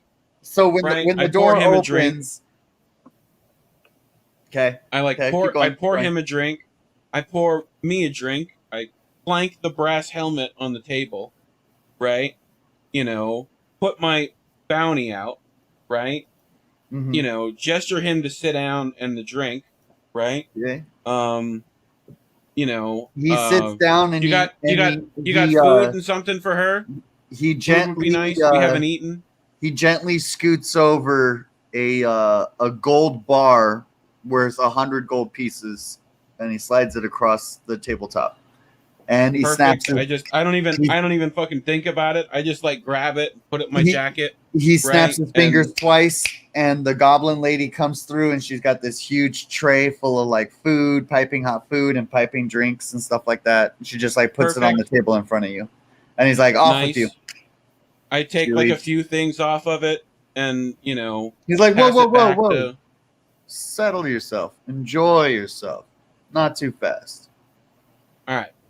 I start to pour the two drinks, one for him, right? One for me, right? Look, I found this when it bounced off my forehead yesterday morning, and I slide over the rock with the note on it. It's got your name on it at the bottom. And when I tried to sell this helmet for some better clothes, no one would buy it. Right? They looked inside, saw it had your name on it, and wouldn't take it. Now, Well, yeah, it's because name it's a me gift. a person in Saltmarsh that wouldn't take a high quality good. What's up with this helmet and what's up with this paper? Because I wouldn't mind going to go get this 300 coins and get myself a ship. There is, if you would like to know what the helmet, why it's so special, I believe that you should go visit Xanor, and she'll be more than happy to assist you in what you're going to go. And I do believe it's 50 gold pieces to talk to her. So why don't I cover that bill? And he writes Cool. out a like piece of white script, and Yep. it's deliberately for Xanar for 100 gold pieces. Okay. Cool. Anything you want me to get you while you're get you while I'm there? No. You pick something up. I'm perfectly You know, fine. take some time. Okay. You do tomorrow. I point You will point need towards to that. recover a total of 10 of our stolen goods that went missing this morning at 6 a.m. on our route to Hool Marsh. A pack of 6 goblins raided our smugglers and took our entire load of illegal goods. We need you to re-steal it back for us. Now that I can do. But that's for you tomorrow. I need some information on this guy first. Right? And I point back to that bounty. Oh yeah, I signed this last week.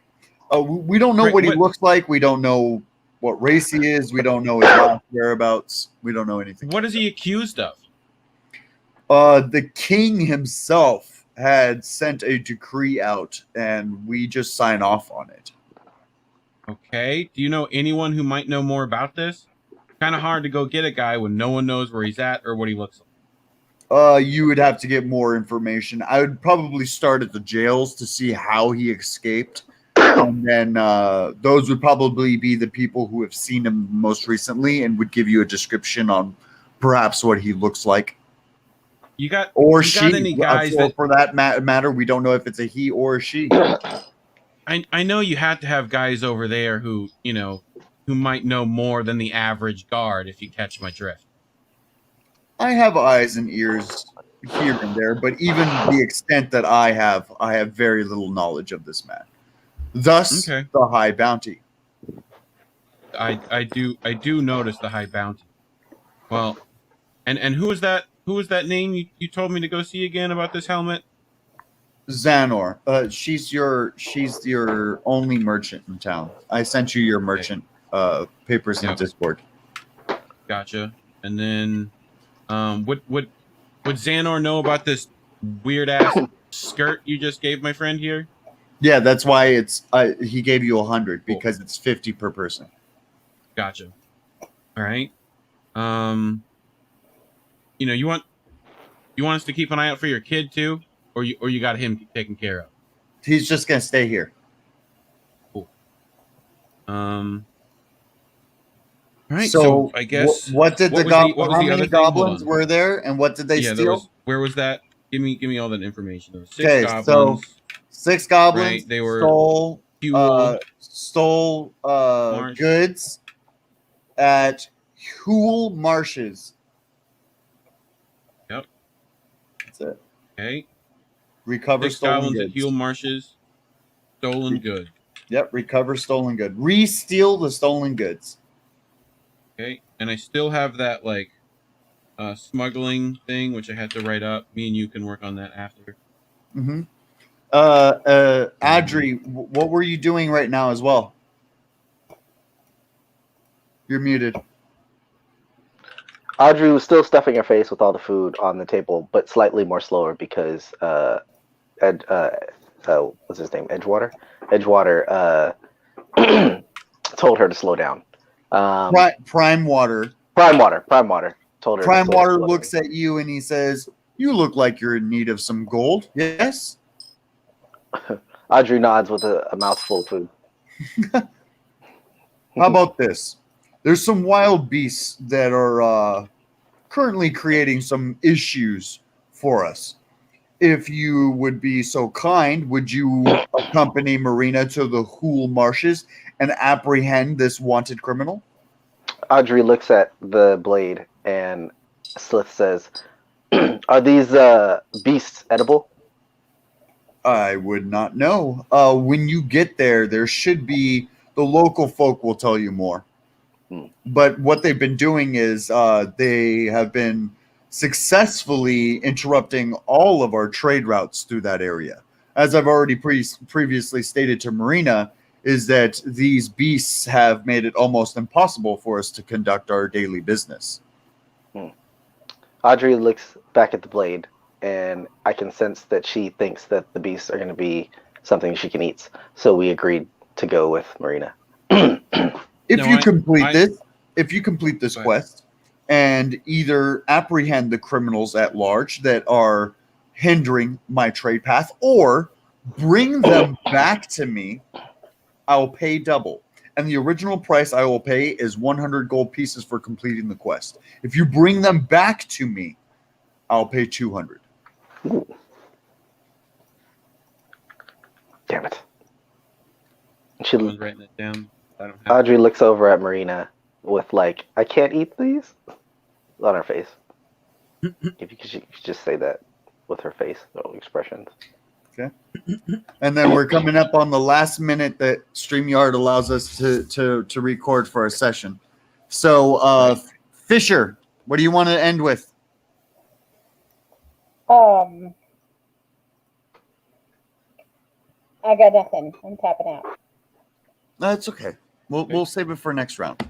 We went through quite a lot on this session, so we'll just conclude this out. This has been the Whitefell DM, and you just watched the very first episode of our Salt Marsh campaign. And I got to tell you, we went through so much today. We got to start our players off strong. We got to introduce some key NPCs. They even started a bounty. Who knew that was coming around the corner? And let's hope that they get a little bit more information from their local NPCs so that they can start their quest to accumulate more money. The quest for more money in the next episode. This is the Whitefell DM crafting your next adventure. Spaceballs!